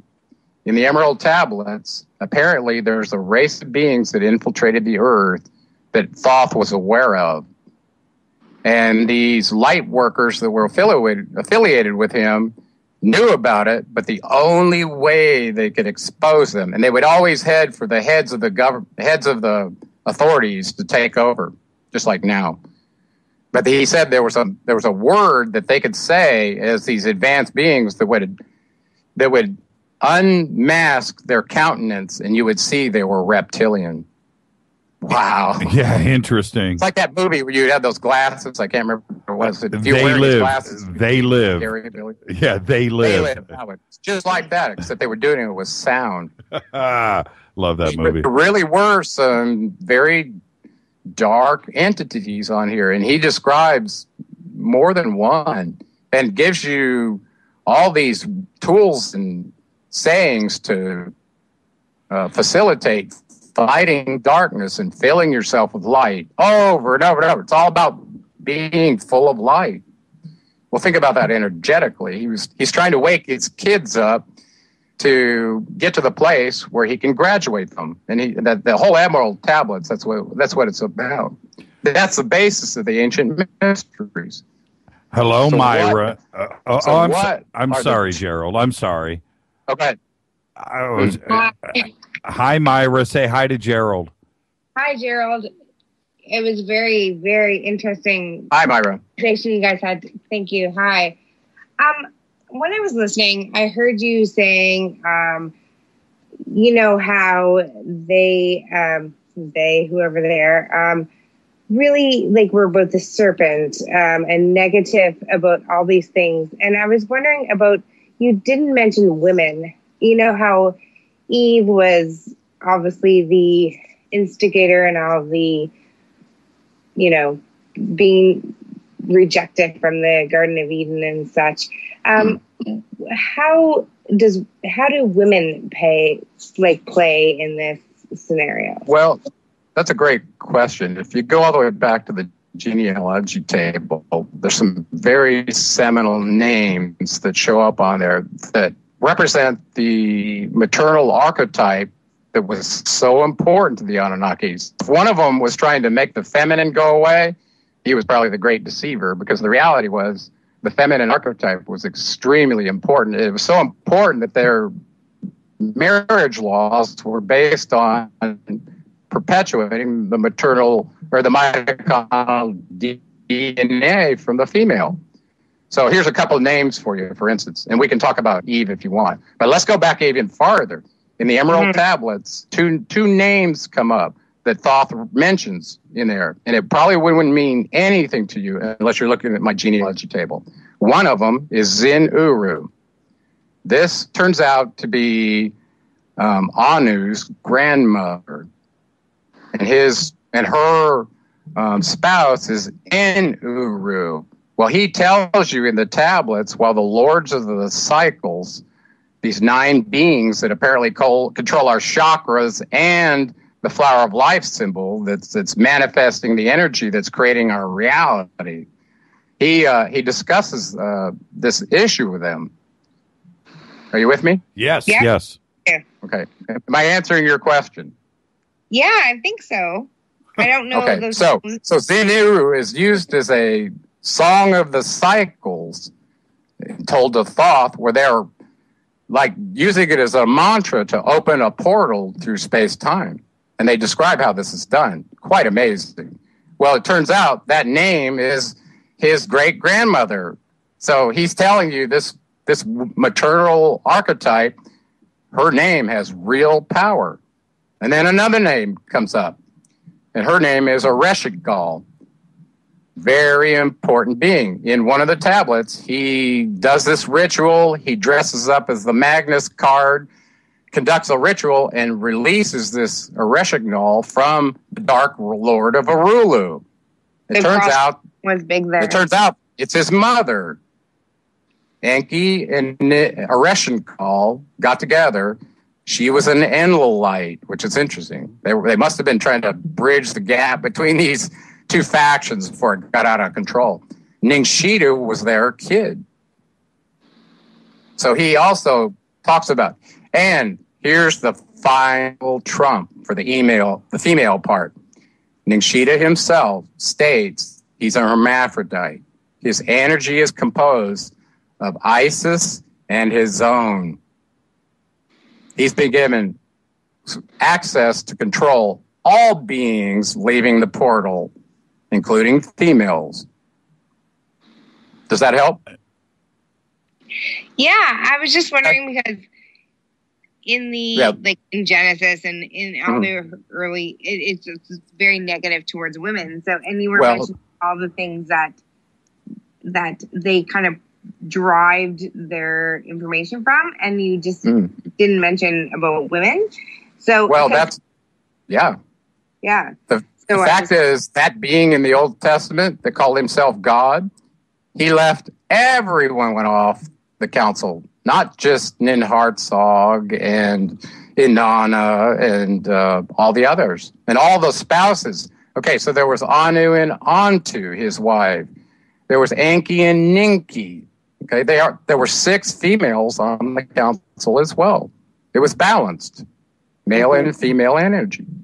There you go, Myra. Is that good? Yeah. The feminine's very important from history. In any culture or religion that is denigrating the female, sacred female, is probably an Enlilite. Look at what's going on with the Muslim religion. They can't even go to school or show their face in public. I know I'm kind of on we all should be on a feminist kick, but I am definitely on one right now. Yeah. Okay, thank you guys. Thank you, Myra. The dedication, my book, right at the front. Not only do I dedicate the book to my wife, but later on the acknowledgments, I acknowledge all the females that were involved in our Genesis account. It's very important to me. How can such supposedly advanced beings be so spiritually unadvanced?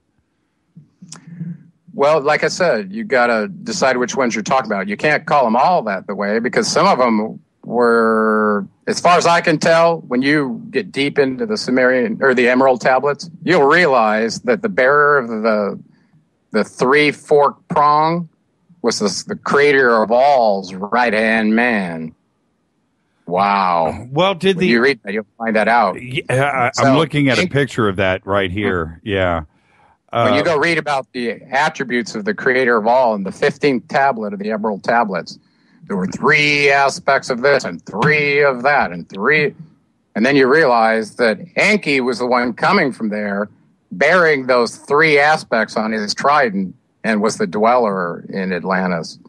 Well, dealing with Enlil in the same account. He calls them the Dark Brothers of the Dark Lord. Were the Anunnaki religious themselves? Did they have a god? Yes. Enki was very, very venerative toward the creator of all.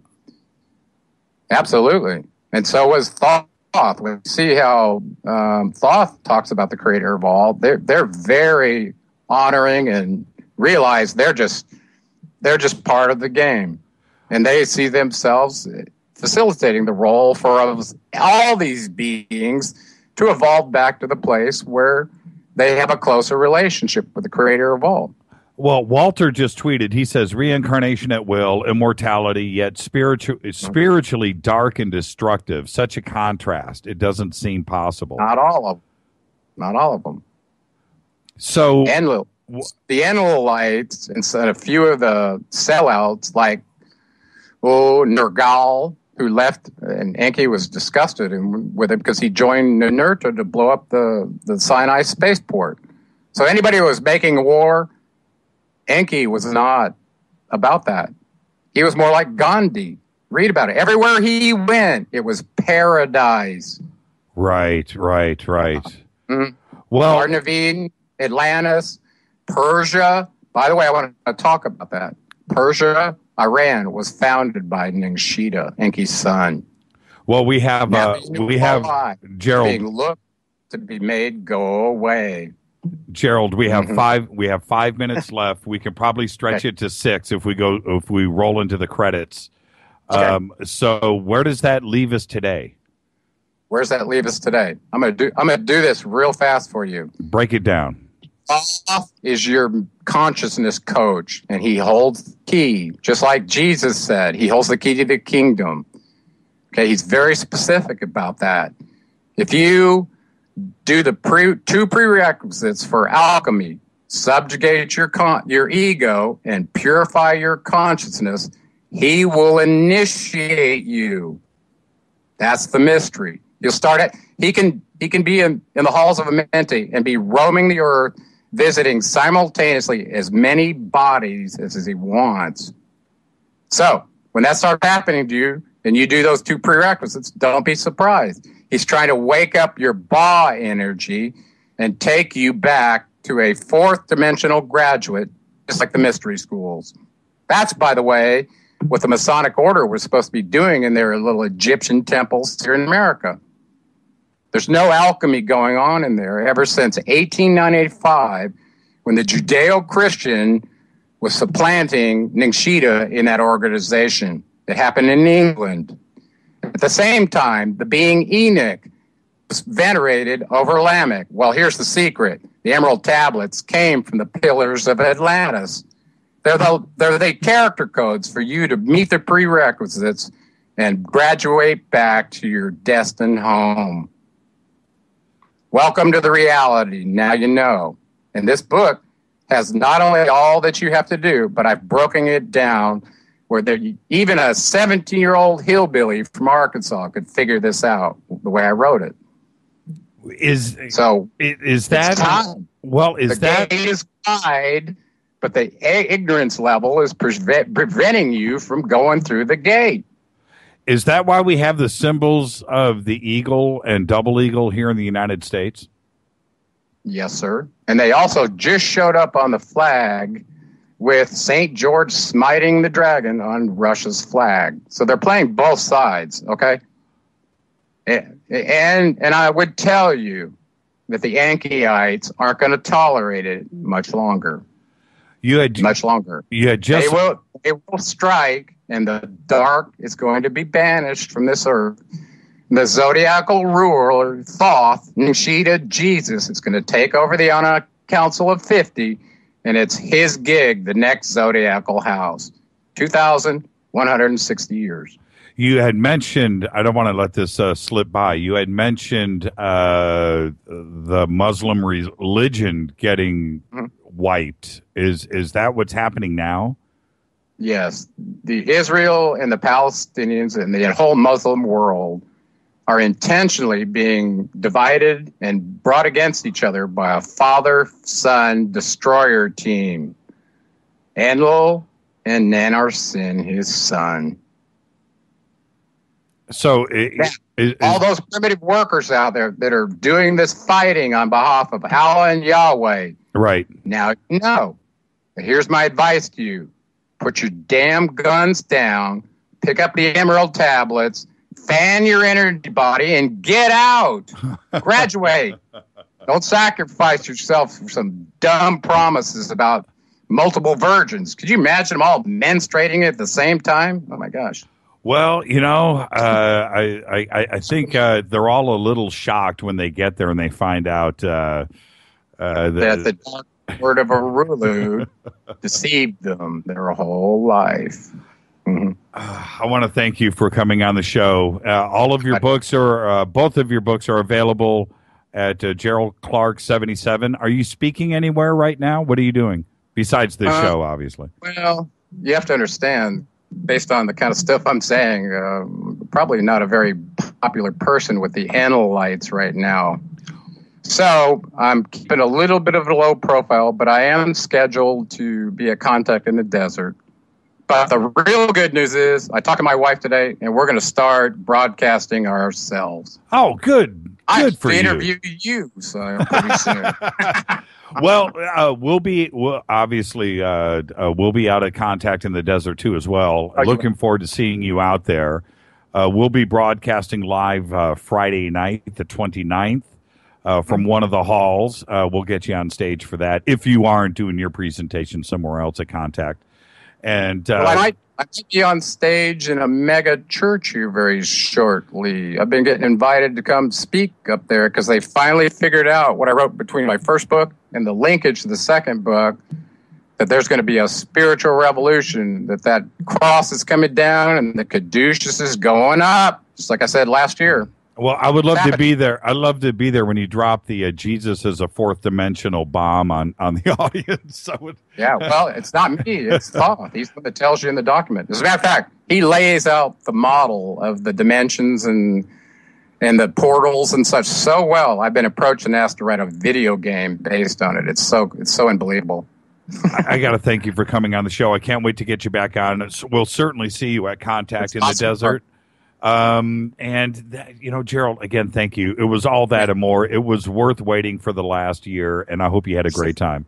We got lots more, so let's do some more sometime. You got it. Thank you, Gerald. You have a great night and a great weekend.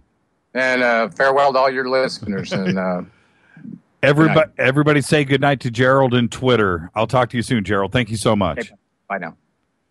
Gerald Clark, everybody. Thank you so much. We waited a year for this broadcast, and I got to say, it was all that and more. Thank you so much.